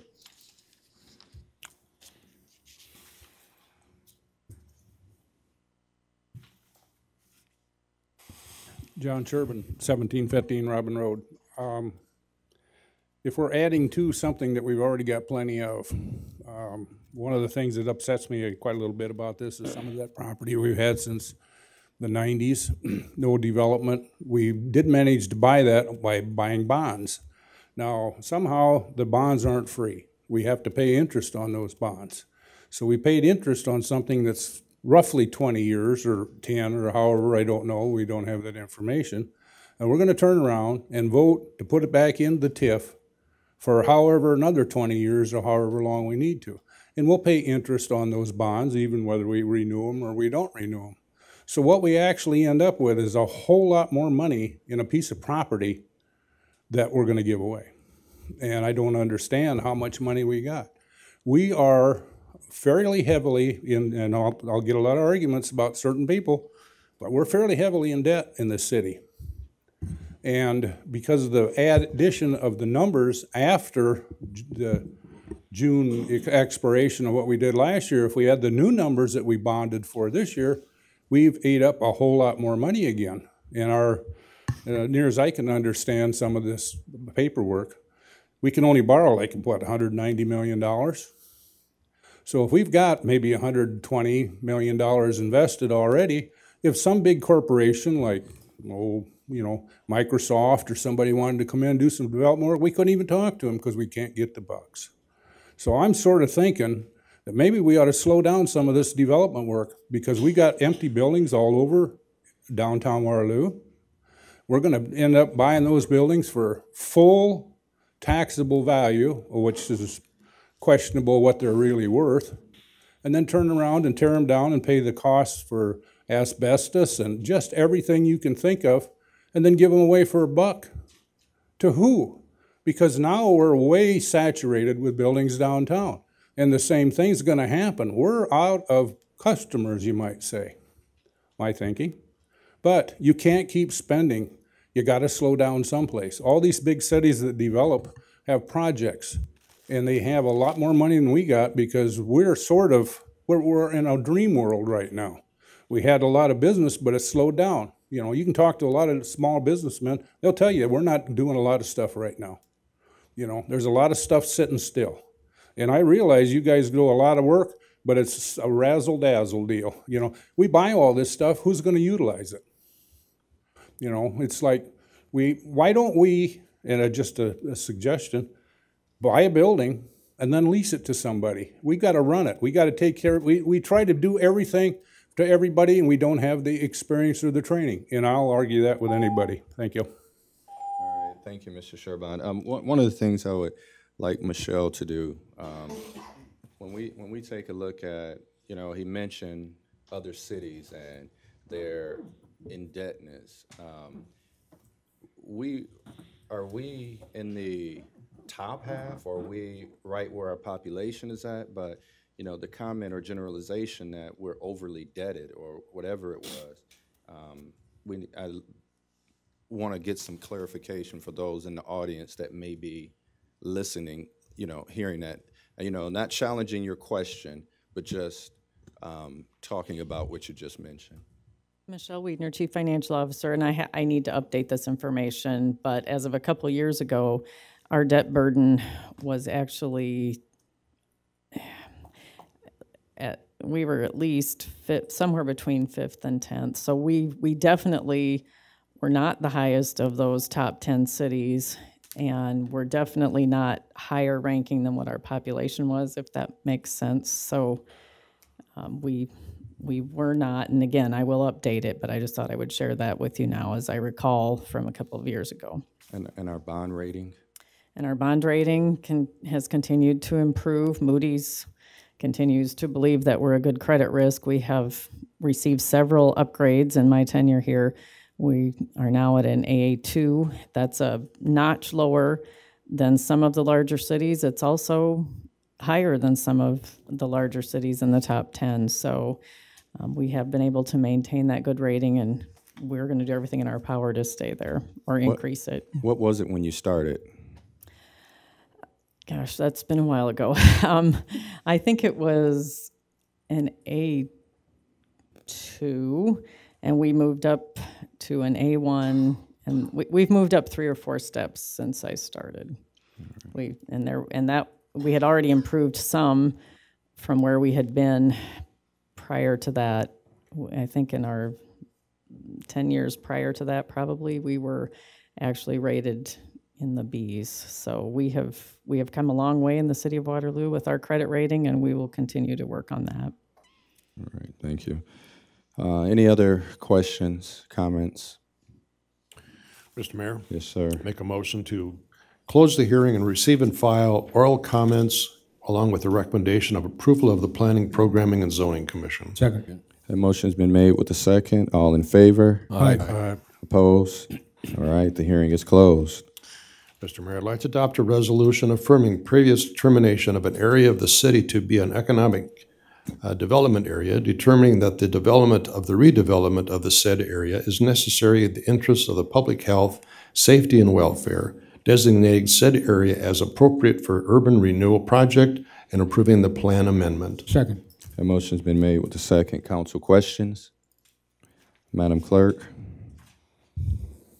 Mr. Amos? Yes. Mr. Schmitt? Yes. Mr. Welper? Yes. Mr. Jacobs? Yes. Mr. Morrissey? Yes. Mr. Powers? Yes. Mr. Lynn? Yes. All right, thank you.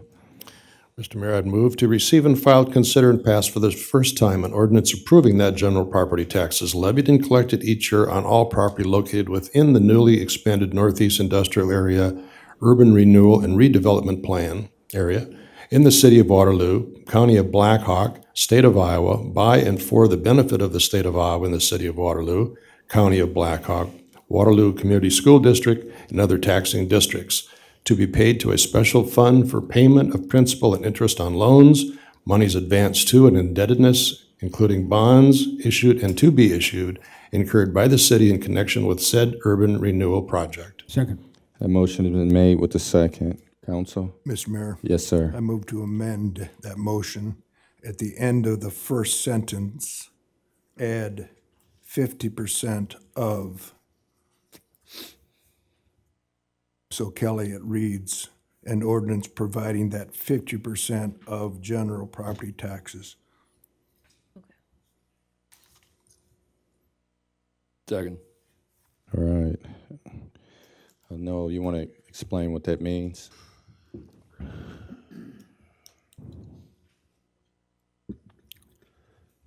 Noel Anderson, Community Planning Development Director. It would mean that we would have less financial ability to create buildable lots, which is in accordance with our strategic plan to create industrial lots for development. So it would basically hamper the amount of financial ability that we have in these areas to develop for business growth. And is that We're not sure we could meet current debt payments back in the TIF revenue. all right? So there's obligations already in that area. Yes, there are. All right. So Mr. Lynn made an amendment. We need to vote on that amendment. Madam Clerk? Mr. Schmitt? Yes. Mr. Welper? No. Mr. Jacobs? No. Mr. Morrissey? No. Mr. Powers? No. Mr. Lynn? Yes. Mr. Amos? No. All right. Now we have the motion that's there to receive, file, and consider. Madam Clerk? Give me 1 second.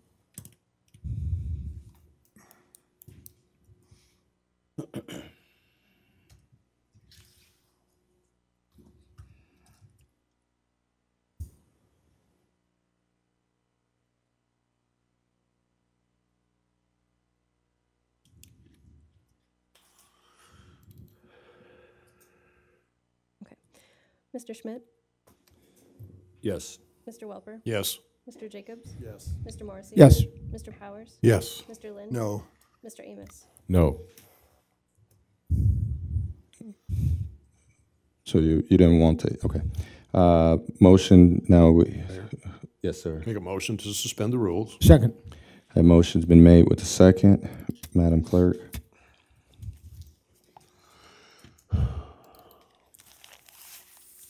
Mr. Welper? Yes. Mr. Jacobs? No. Mr. Morrissey? No. Mr. Powers? No. Mr. Lynn? No. Mr. Amos? No. And Mr. Mayor, can I make a clarification? I thought when you said motion to suspend the rules, I thought that's what we was voting on, was a motion to suspend the rules. Mr. Schmitt? No. All right. All right. We got to do number 5. Can somebody take that, please? Mr. Mayor. Mr. Morrissey. I'd like to make a motion to receive and file approved publication, notice of public hearing on the San Martin Urban Renewal and Redevelopment Plan Amendment, number 3, removal area to remove properties from the TIF area. Second.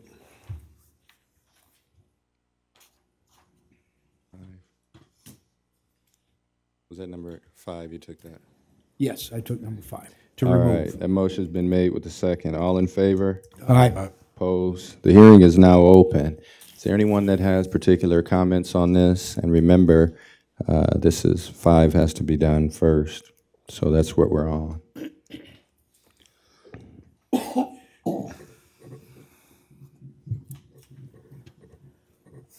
David Dwyer, 3145 West 4th Street.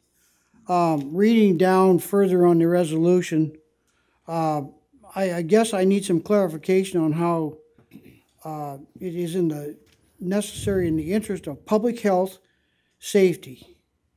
I don't understand how vacant land is in the best interest of public health and safety. The welfare, well, yeah, that's what, some of this land has been empty for several years, and things are going on, but nobody knows what those things are that are going to benefit the welfare of the city. So can somebody explain how it benefits safety and health? All right, is that your only question, sir? Yes, sir. Thank you. Noel Anderson, Community Planning Development Director. So all of the TIF rules are under the urban renewal section of the state code. Originally, that state code section was intended for the redevelopment of downtown areas, Rath areas like that were really blighted, or brownfield type areas. However, the state code was never defined years and years ago, and so communities started to use it for economic development purposes, such as greenfield sites, such as this. It is allowed. Over the years, the state code provisions have changed slightly to make a difference between blighted and economic development TIF areas, but it's still the same wording. It's still under the urban renewal section, so that's why that wording is there. It's looking at the use of the urban renewal actions, or the TIF districts, is there to improve health, to improve safety and all that, by creating more investment, more tax base, more jobs in a community. All right, thank you.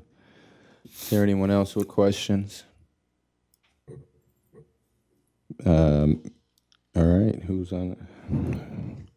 Motion to close the hearing and receive and file oral comments and the recommendation of approval of the Planning Program and Zoning Commission. Second. The motion's been made with the second.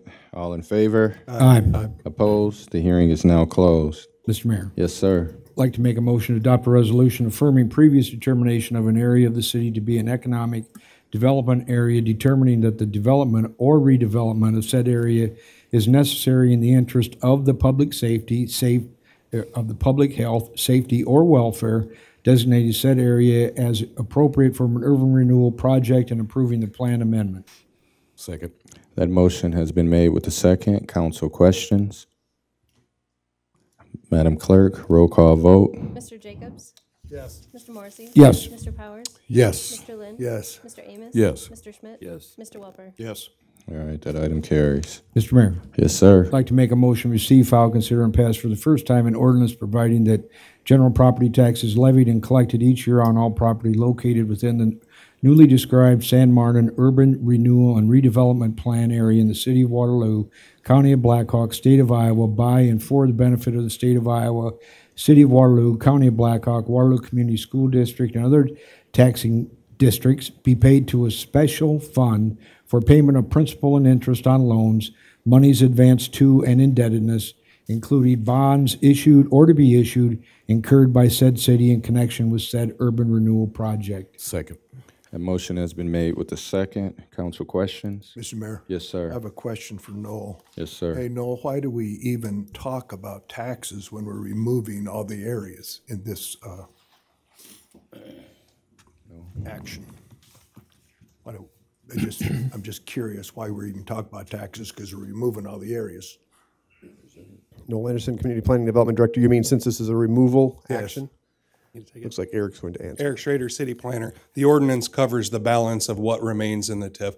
So we're amending the TIF district by removing those areas, but we have to reset the ordinance that says in what's left after we take out the areas that we're removing by Amendment 3, what's left, we're going to collect the taxes on that and put it into the special fund. So it's not collecting the taxes on the areas being removed. It's basically restating that we're going to collect the taxes on the balance of the area after the removal area. All right, thank you. Good question. Madam Clerk? Mr. Morrissey? Yes. Mr. Powers? Yes. Mr. Lind? Yes. Mr. Amos? Yes. Mr. Schmitt? Yes. Mr. Welper? Yes. Mr. Jacobs? Yes. All right, the item carries. Mr. Mayor. Yes, sir. I'd like to make a motion to suspend the rules. Second. That motion's been made with the second. Madam Clerk? Mr. Mayor? Yes, sir. This question, is it similar to what we were just dealing with? Same, Okay. same. Thank you. Mr. Powers? Yes. Mr. Lind? No. Mr. Amos? No. Mr. Schmitt? No. Mr. Welper? Yes. Mr. Jacobs? No. Mr. Morrissey? Yes. All right, thank you.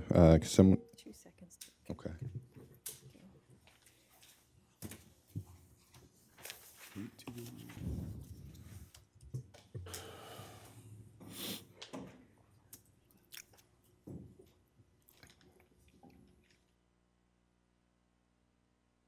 Okay, thank you. All right, number 4, please. Mr. Mayor. Mr. Amos. I'd like to make a motion to receive and file proof of publication of notice of public hearing, and that is for San Martin Urban Renewal and Redevelopment Plan Amendment Number 4, expansion area to expand the boundaries of the TIF area and include other updates. Second. The motion has been made with the second. All in favor? Aye. Opposed? The hearing is now open. Is there anyone that would like to speak to this particular item on the agenda? Going a second time. Mr. Mayor. Yes, sir. I'd like to make a motion to close the hearing. Second. That motion has some other stuff to it. Oh, I'm sorry. Motion to close the hearing and recommendation of approval of the Planning, Programming, and Zoning Commission. Second. The motion's been made with the second. All in favor? Aye. Opposed? The hearing is now closed. Mr. Mayor, I'd like to make a motion to adopt a resolution affirming previous determination of an area of the city to be an economic development area, determining that the development or redevelopment of said area is necessary in the interest of the public health, safety, or welfare, designating said area as appropriate for an urban renewal project, and approving the plan amendment. Second. That motion has been made with the second. Council questions?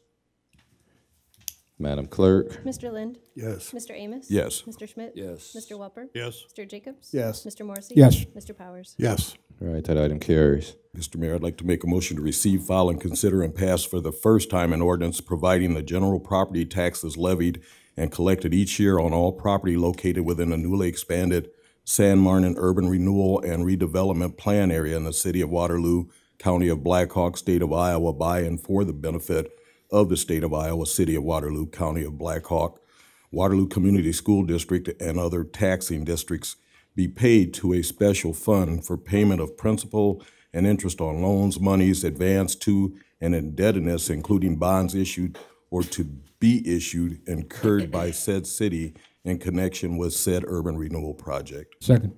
The motion has been made with the second.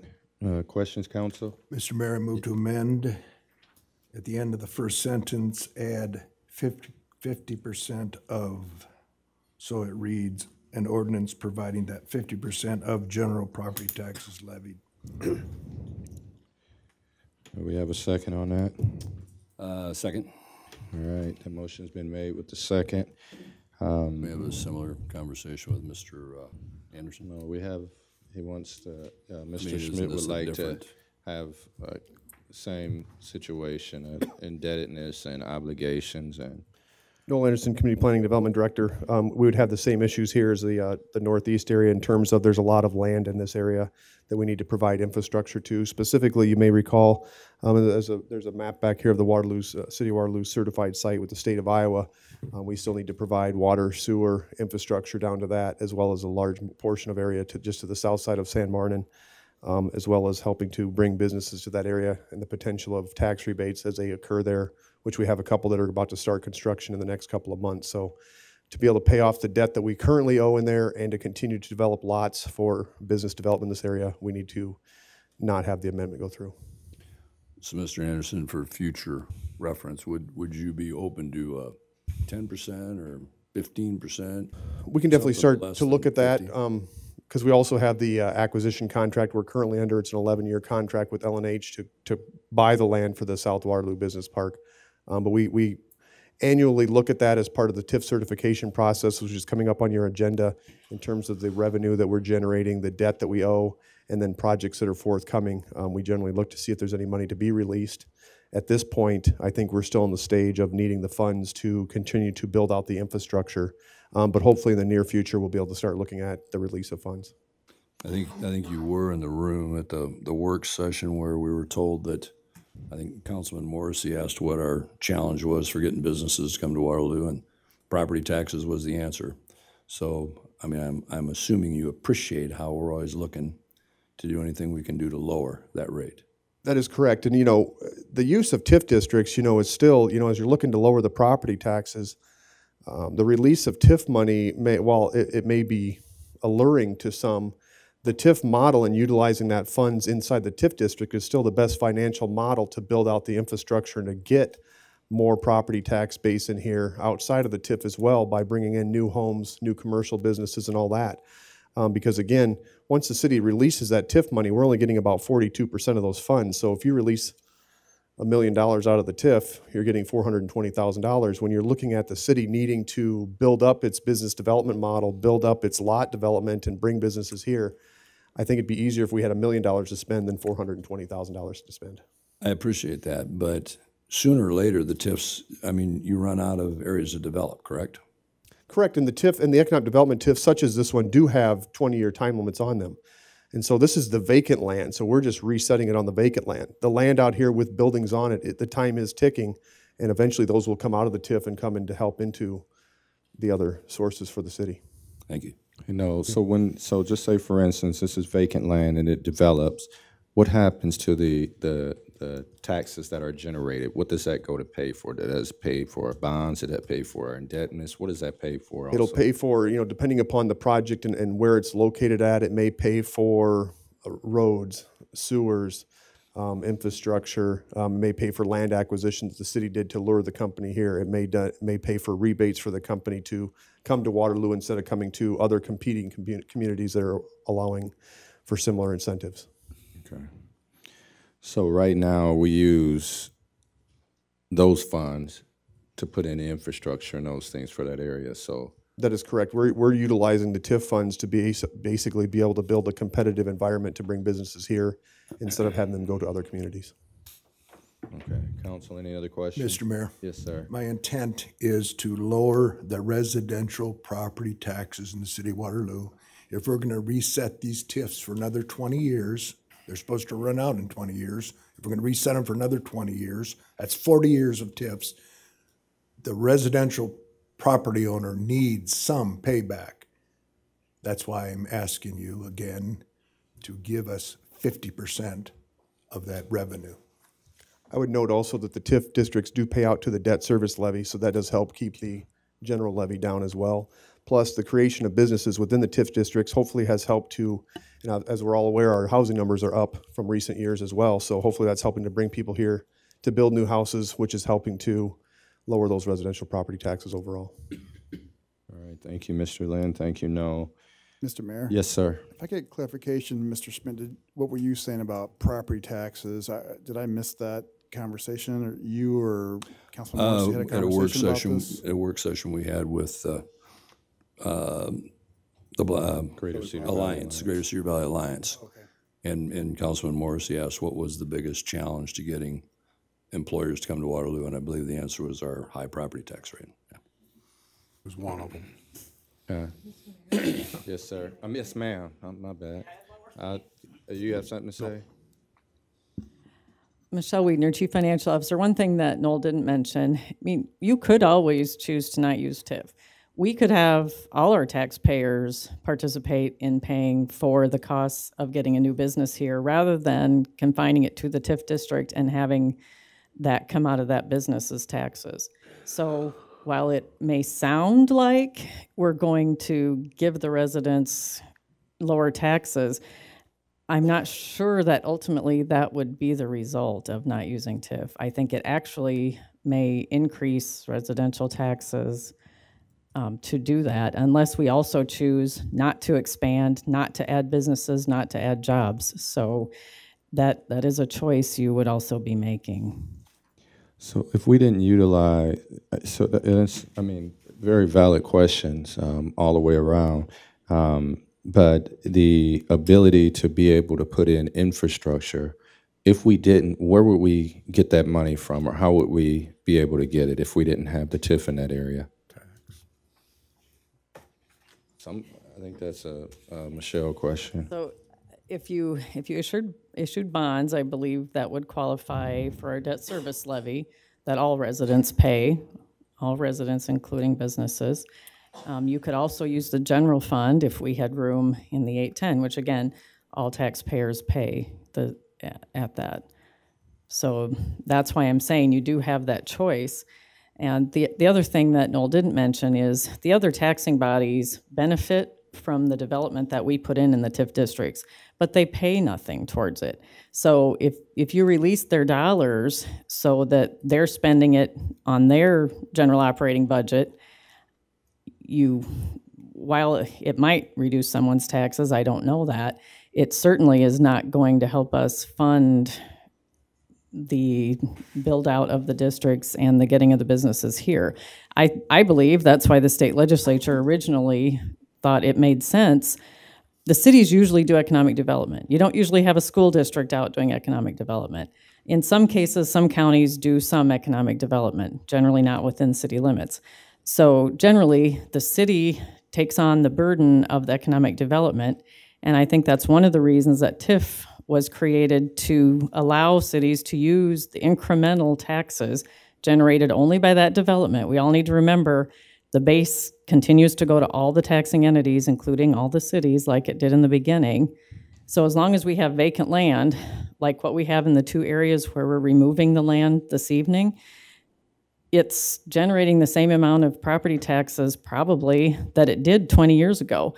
And that's the whole point. It's not generating increased taxes. It's not providing jobs. It's not doing anything. So we're not giving up anything to continue to try to incent people and try to put infrastructure in to get businesses who bring jobs to pay residents with, so they can afford to buy homes and pay taxes and do all the things we need them to do in our city. And I just think it's important to remember those facts. All right, thank you. Mr. Mayor, I have one other question of Noel. Noel, how many other cities use 100% of the increment? At least my research shows that we're probably the only one. Noel Anderson, Community Planning Development Director. I'd have to do some research on that to see. I don't believe that the city of Cedar Falls generally releases TIF district money, but I'll have to check on some other cities and see where they're at. Thank you. All right, Mr. Morrissey. Yes, I know the Councilman Schmitt had brought my name up in reference to the sort of the property tax thing, but I wanted to not leave an incorrect impression. My question of the Greater Sioux Valley Alliance and Chamber had to do with what were 3 to 5 positives that they promote, or they would be promoting when it comes to Waterloo. And that was the first thing I was looking at. And one of the things that they put first was our transaction orientation that we have in this city and how good it is. And they hoped that that would never go away, that Noel and Adrian need to be commended. And Lisa herself described them as one of the best teams that there is that they deal with. Another thing was Waterloo's industrial base and history is something that is used and is attractive to people coming in. It's a big advantage. Another thing is our diversity. And when it came down to taxes and property taxes, what Lisa had said, that it's not so much an issue when it comes to bringing new business in, which is what Noel is talking about here and what we're looking at with these TIF districts, but it comes down to the other ones for expansion in that. And she described the city staff as using the incentives that they have to the best, and that's why she felt that their transaction orientation was so great. The other thing that she said in talking that to me had a even more serious resonance was the talent and the training that Waterloo needs to increase and get better at. And that's where Hawkeye Community College comes in, that's where our high schools come in, and that's even where the University of Iowa or University of Northern Iowa comes in. So I just wanted to clarify that with those comments. Mr. Mayor, as long as we're into clarifying, the question was, what's the biggest challenge? And I believe Ms. Scooble's in the audience. She said high property taxes. Then we talked about, is that to employers coming here or is that employers expanding?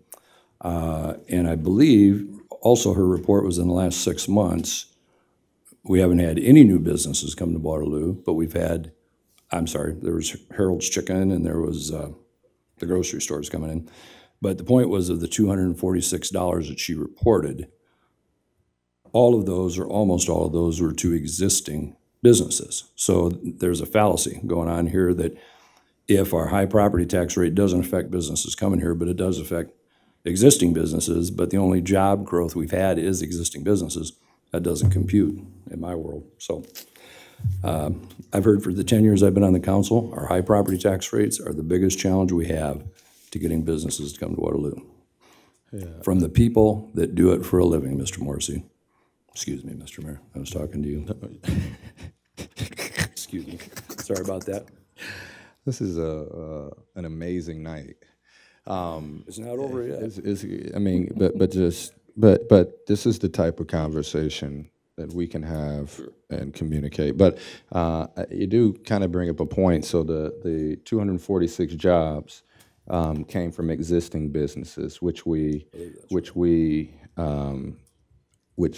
don't like the property tax rate. So I think in certain situations, there are different things that trigger, because one thing I didn't hear about, maybe it was the industrial base, but I didn't hear about the fact of why we are able to talk to developers from outside, even the United States, about our ability to utilize our water, to be able to utilize our treatment center.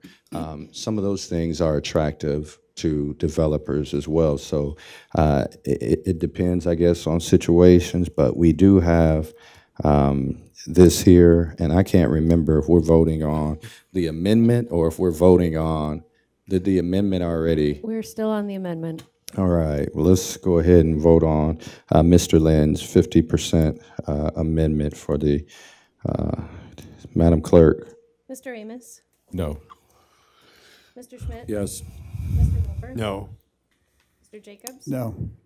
Mr. Morrissey? No. Mr. Powers? No. Mr. Lynn? Yes. All right, and we have a motion that's on the floor for consider and pass for the first time. When Madam Clerk, Type a little bit quick.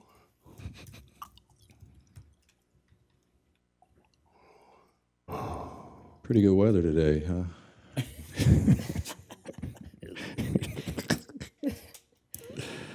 Council meeting at the golf course. I was there Saturday or Friday. Mr. Schmitt? Yes. Mr. Welper? Yes. Mr. Jacobs? Yes. Mr. Morrissey? Yes. Mr. Powers? Yes. Mr. Lynn? No. All right, and then we have a motion to. Mr. Amos? Yes. Almost forgot about you.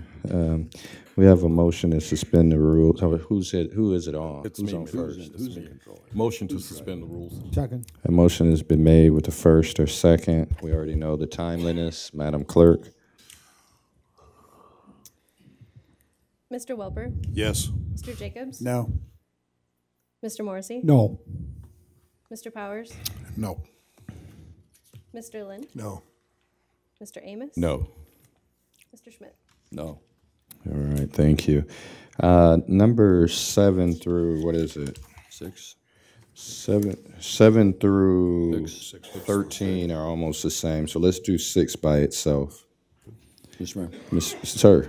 Item number 6 is adopting a resolution approving the City of Waterloo annual financial report for the fiscal year ended June 30th, 2017, and authorizing the publication of the report and submission to the state of Iowa. Second. That motion has been made with a second. Questions? Madam Clerk.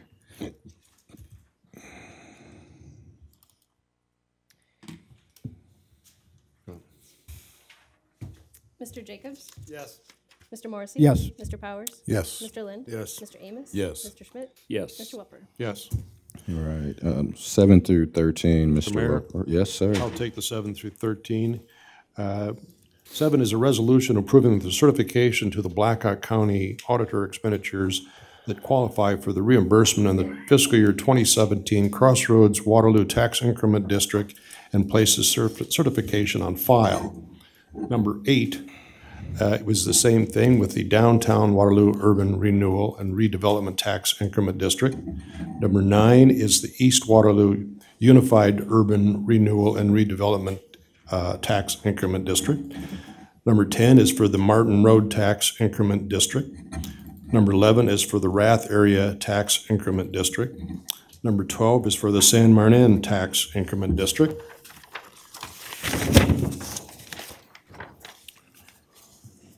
And number 13 is the Northeast Industrial Park Urban Renewal and Redevelopment Tax Increment District. Second. We had a motion and a second. Questions? Anyone? Madam Clerk, 7 through 13. Mr. Morrissey? Yes. Mr. Powers? Yes. Mr. Lynn? Yes. Mr. Amos? Yes. Mr. Schmitt? Yes. Mr. Welper? Yes. Mr. Jacobs? All right, those items carry. 14, 15, and 16, please. Mr. Mayor. Mr. Morrissey. I'd like to make a motion to adopt a resolution approving award of bid to Rickless Excavating Limited of Animos, Iowa, in the amount of $693,700 and approving the contract bonds and certificate of insurance for the flow equalization facility overflow connect to satellite WPFC contract number 880 and authorize the mayor and city clerk to execute said documents. Number 15 is a resolution approving acceptance of improvements of Prairie Meadows Estates Phase 1A performed by Perk Tobin Construction Incorporated of Alburnett, Iowa, and E and F Paving Company, LLC of Cedar Rapids, Iowa, and receive and file 2-year maintenance bonds. And 16 is a motion approving final quantity adjustment for a net increase of $4,198.40 for the fiscal year 2018 Ash Street drainage improvements, contract number 936, and authorize the mayor and city clerk to execute said document. Second. That motion has been made with the second. Is there anyone with questions on these items? Madam Clerk? Mr. Powers? Yes. Mr. Lind? Yes. Mr. Amos? Yes. Mr. Schmitt? Yes. Mr. Welper? Yes. Mr. Jacobs? Mr. Morrissey? Yes. All right, thank you. 17, 18, and 19. Mr. Mayor. Mr. Amos? I'd like to make a motion adopting a resolution approving completion of project and recommendation of acceptance of work for work performed by Lodge Construction, Inc. of Clarksville, Iowa, at a total cost of $43,991.10 for the fiscal year 2018 Ash Street Drainage Improvements Contract number 936, and receive and file a 2-year maintenance bond. Number 18 is a resolution approving participation in the 2018 local update of census addresses, LUCA operation, and authorizing the mayor to execute any necessary documents. Number 19 is a resolution approving a professional services agreement with Envision Architecture of Waterloo, Iowa, in an amount not to exceed $40,000 in conjunction with the East Wing toilet room renovations of the Waterloo Center for the Arts, and authorize the mayor to execute said document. Second. Motion has been made with the second. Toilet room? East Wing. Questions on these items? Yes, Mr. sir. Mayor, that's just what I was going to say. How is it possible that we would spend $40,000 for new toilets, to have somebody supervise the installation of new toilets? All right. Kent or Noel, or you both want to get up there and Might be a tag team. Kent Schenkel, Cultural and Arts Director. It's more than a toilet room. It's actually all the toilets on the east wing, save the new restrooms that were constructed with the amphitheater. Those are quite old. The plumbing is, I believe, 40 years old, and city maintenance has concerns about the longevity of those and coming problems. We have issues with the capacity for those restrooms, with the over 150,000 people we serve each year.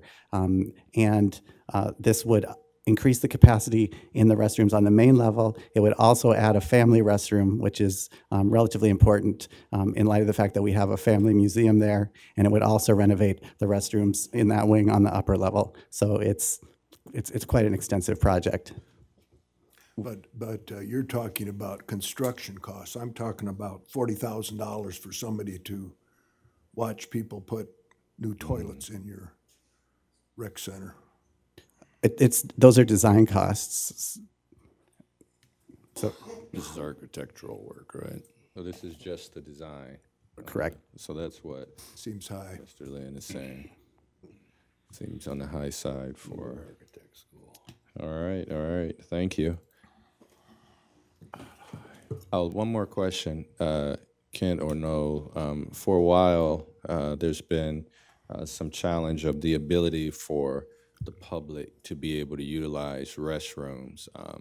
Does this design and this concept help alleviate that continuous complaint we've had too?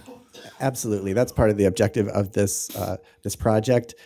Currently, we don't have the capacity or the setup to allow use of the restrooms that are adjacent to the amphitheater by both youth pavilion patrons and the general public coming in off the amphitheater.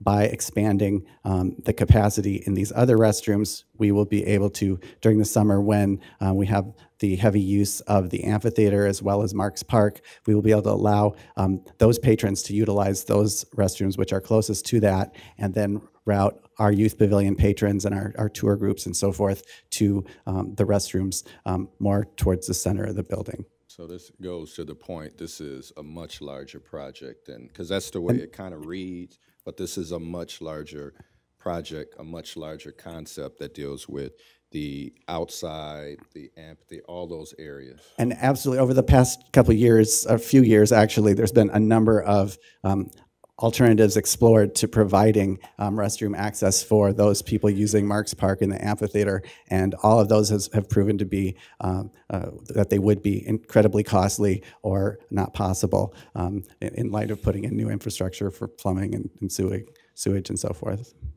Well, who missed the porta potties? Mr. Mayor. Yes, sir. So we're spending $40,000 to design the toilet rooms and other infrastructure. So what's the cost of the project? I believe that was, the early estimate is what, $370,000, somewhere in that ballpark. Where's that money come from? So it's already been placed in the bonds that we have for this year. There is some bond money already set aside for this project, Okay. and we're exploring all the options for funding it. Okay. All right. Other questions? Just Mr. one, does this need to be done all at once in terms of those construction costs, or can it incrementally be done? Our initial plan was a more phased approach. However, in speaking with the architect, it was recommended that it would save costs by doing them both at the same time, because, like I said, because the plumbing is older and that's all going to need to be done. They said that there would be cost savings by doing that. Also, you know, we're trying to do everything possible to minimize the cost in terms of when the project would be let. Mr. Mayor? Yes, sir. So if we could just ask again, the status of the current plumbing, is it usable? Is it working? Is it leaking? What's the time frame? What's the extended life on it right now? That would be more a question for Mark to answer. I can just tell you that you know, we were looking at this project anyway, and as we were talking to the architect and Mark, he mentioned concerns about the plumbing because they've seen similar plumbing of a similar age in other city buildings start to fail. We had to replace plumbing in the other wing. When we redid those restrooms, there was extensive need for the plumbing to be replaced in that because of the age and the condition. And I think also when we take a look at some of the other problems we had in our buildings, the maintenance and upkeep are highly important, and this will take care of one of our largest challenges in that building as well. But the longer we wait, the potential for the cost to rise is ever increasing. But any other questions? All right, thank you, Kat. Madam Clerk, roll. Sorry.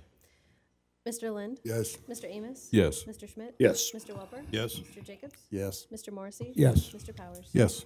All right, 20, 21, and 22. Mr. Mayor. Mr. Schmitt. Item number 20, excuse me, is adopting a resolution approving the fiscal year 2018 Economic Development Grant Agreement with the Greater Cedar Valley Alliance in the amount of $28,500 with $56,500 in potential incentive funds, and authorize the mayor and city clerk to execute said document. Item number 21 is adopting a resolution approving an amendment to the lease agreement with the University of Northern Iowa for the maintenance of the UNIQ, formerly the Chicago Great Western Depot building, and authorize the mayor to sign said documents. And item 22 is adopting a resolution approving electronic submission of the tax increment finance, or TIF, reports to the state of Iowa for fiscal year 2017. Second. A motion has been made with the second. Council questions? Mr. Mayor. Mr. Lynn. On number 20, I have an idea. Maybe we should table that for 1 week, because I notice in the contract on December 1st, there's a report on project results due with 4 very interesting items that I would like to review before I vote on this item. We just had a work session prior to this meeting. But this is, they're not going to submit this information until December 1st, 2017. All right. Is that correct, Noel? Page 4, clause 8. These are the types of things I've asked for many times that, of course, I never get. But why don't we wait 1 week until we see these things, then we make a informed decision. Noel Anderson, Community Planning and Development Director, and Lisa Skubal is here, so she may want to comment on that. They did just give an update at the work session earlier today, but I'll let Lisa talk about what more details may be coming on December 1. We gave 2 updates. We gave... You need to announce your... Oh, I'm sorry. Here. Lisa Skubal with the Greater Cedar Valley Alliance and Chamber. We gave two updates, one formally in writing last week that you got in your city council packets that provide the numbers that Councilman Lynn, you've asked for in the past. And then earlier this afternoon during the work session, we also gave a verbal update expanding on those numbers as well. Well, Mr. Mayor, is this report due on December 1st? No. Page 4, clause 8, says it is. Says they don't get paid until they submit these 4 items. So why don't we wait a week and look at these 4 items? It says it needs to be done by December 1st, so we did it ahead of the timeline. These items have done. Yes, correct. Then why didn't we get a copy of these items? You did. Not these items. I didn't get any copy. I saw the attachment in my thing with just happy talk. Can't I get these 4 items? Could you expand on which 4 items you're talking about? Clause 8, page 4 of your contract. Hey, Noel, do you have a copy of the contract?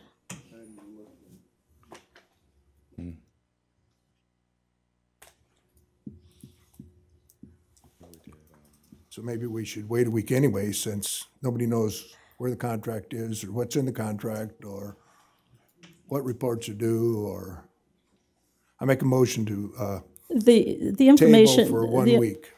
The information that we provided is the information we agreed to provide in the form of deliverables to the city of Waterloo. That I do know. And then for our report today, and for the report we provided last week, I looked at the Waterloo's strategic plan to ensure that our programming is always and our results are always in line with the strategic plan that was created earlier this year by council.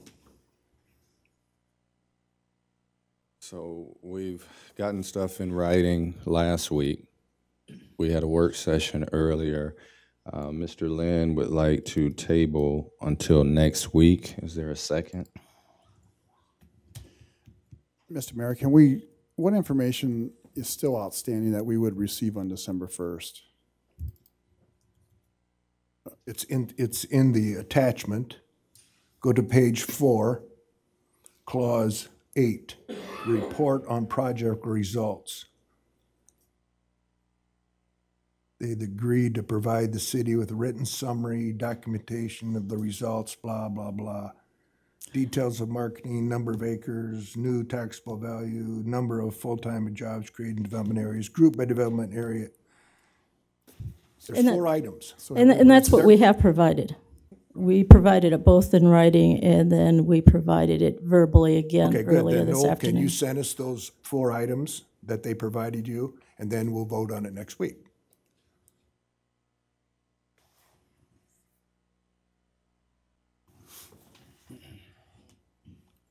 Noel Anderson, Community Planning Development Director. I believe what Lisa's saying is they have provided those in the update that they handed out and that they presented today.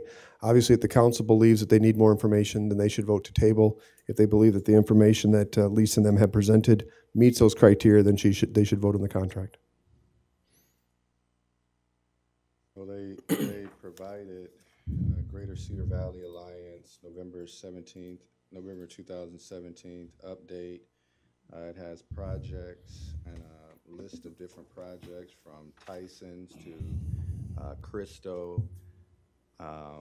They have marketing, whole chapter on marketing, a chapter on business interviews and industry insights. They have Talent Connect with workforce development, community development items, TechWorks campus update. It's one of the most detailed updates we've ever received. So this, Mr. Mayor, this was handed out at the work session? This is it's attached in the council packet. Attachments. And then when they came to the work session, they gave an update where we're at, and they even took questions from council as well. Mr. Mayor? Sir? Could I ask Lisa a question here? Lisa, would there be any additional information for you to give us? You know, I'm not sure what he would need. But I mean, any other information that you are required to do for us to vote on this?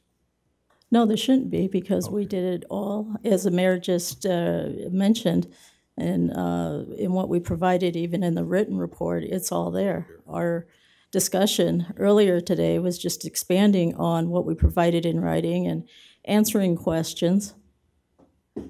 And so I'm at a loss because we seem to address everything to council's satisfaction at the work session. So we have a motion to table for 1 week. Do I have a second? Second. So that motion is made to table for 1 week with the second.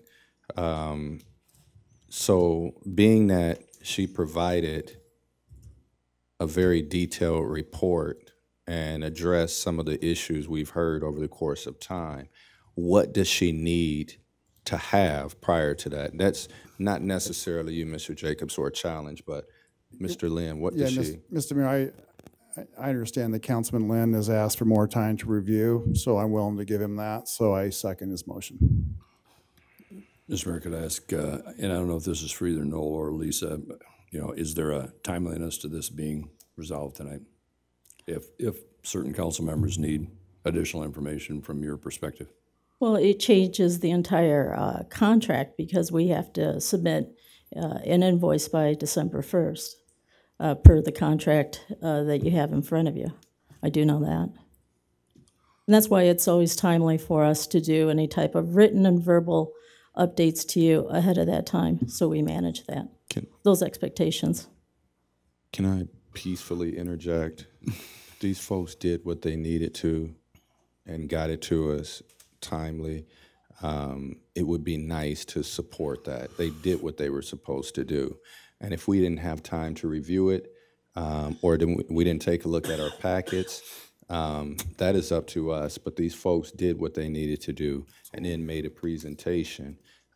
So we have a motion to table, and I have no idea what other information they need. We don't have that, but I'm hearing for timeliness to give him an opportunity to go through what they've submitted. So, Mr. Mayor, if I could just mention, I did hear what was presented at the work session, but maybe in the future, if you could give the report, you know, not at the 11th hour and 59th minute, and I don't mean that to sound like it does, but so we don't have to vote on it. If a council member or two happened to be on vacation this week and didn't get a chance to review or whatever, it'd be nice to not be right at we got to do it now or the agreement's void, if you get my understanding. If you could share that with Mr. Dust. And then also, I've got a question about the actual resolution, but do you want to vote on this first? For number 20. So, yeah, if... I was just going to ask, and I'm not sure if Ms. Scooble's comfortable doing this, but for the folks at home and the folks in the audience, I didn't know if you might want to expound upon the 56.5 and potential incentives, if you wanted to kind of talk a little bit about that, but maybe you do that after we vote on the motion to table. So I'll leave that up to the Roberts Rules people. All right. So let's, we have the motion to table on here for a week. Madam Clerk. Mr. Amos? No. Mr. Schmitt? No. Mr. Welper? No. Mr. Jacobs? Yes. Mr. Morrissey? No. Mr. Powers? No. Mr. Lind? Yes. All right, so that motion failed this time, and Mr. Schmitt has questions about I guess the incentive portion. Yeah, and I don't know if you're comfortable doing that, if that's necessarily in your wheelhouse, or that'd be better for Noel or Michelle, or maybe for somebody else at the Alliance, and we can do it another time, but. Sure, no, I think we can. Without having it in front of me, I just have the reports that we said we would provide you. It's, the incentive part is based on number of livable jobs, new jobs that are created in the city of Waterloo, number of developed acres for specific projects, either expanding or new coming into the area, basically. I think the ratio per job creation is $2,500 per new job, full-time job created in Waterloo. Does that sound about right, Noel? And he may be able to dig down a little bit deeper beyond my high level. It should be in the contract. We have, yeah. Well, yeah, but the folks at home, Sure, the folks I in the understand. audience don't see that, so sure. Noel Anderson, Community Planning Development Director, $1,000 per acre of new development, 1,000 per 250,000 of new taxable value added to a development area. Number 3, 2,500 per new or retained full-time employment jobs created in a development area with an hourly wage starting of at least $15.94 for fiscal year 18. And then it goes into the information that they're talking about providing. Thank you. Mr. Mayor, Yes, sir. if I could just ask a follow-up question to Ms. Kukul, and I apologize, I was not able to attend the work session as I also work outside of council, so I'm not available at that time, but what is the livable wage for Waterloo? Well, 100% of the regional average is $17.29 per hour, and that equals, I think, about $34,000 a year in annual. So the projects that we reported on earlier at the work session had a weighted average, I'm looking for my notes here, just a moment, had a weighted average of $18.48 an hour, which equates to about an annual full-time salary of $38,438. So it's that answers your question. All right, thank you. Madam Clerk, on these 3 items. Mr. Schmitt? Yes. Mr. Welper? Yes. Mr. Jacobs? Yes. Mr. Morrissey? Yes. Mr. Powers? Yes. Mr. Lind? No on number 20, yes, on the other ones. Mr. Amos? Yes. All right. Motion to adjourn? Second. Motion's been made with the second. All in favor? Aye. Opposed? Thank you all. Good meeting.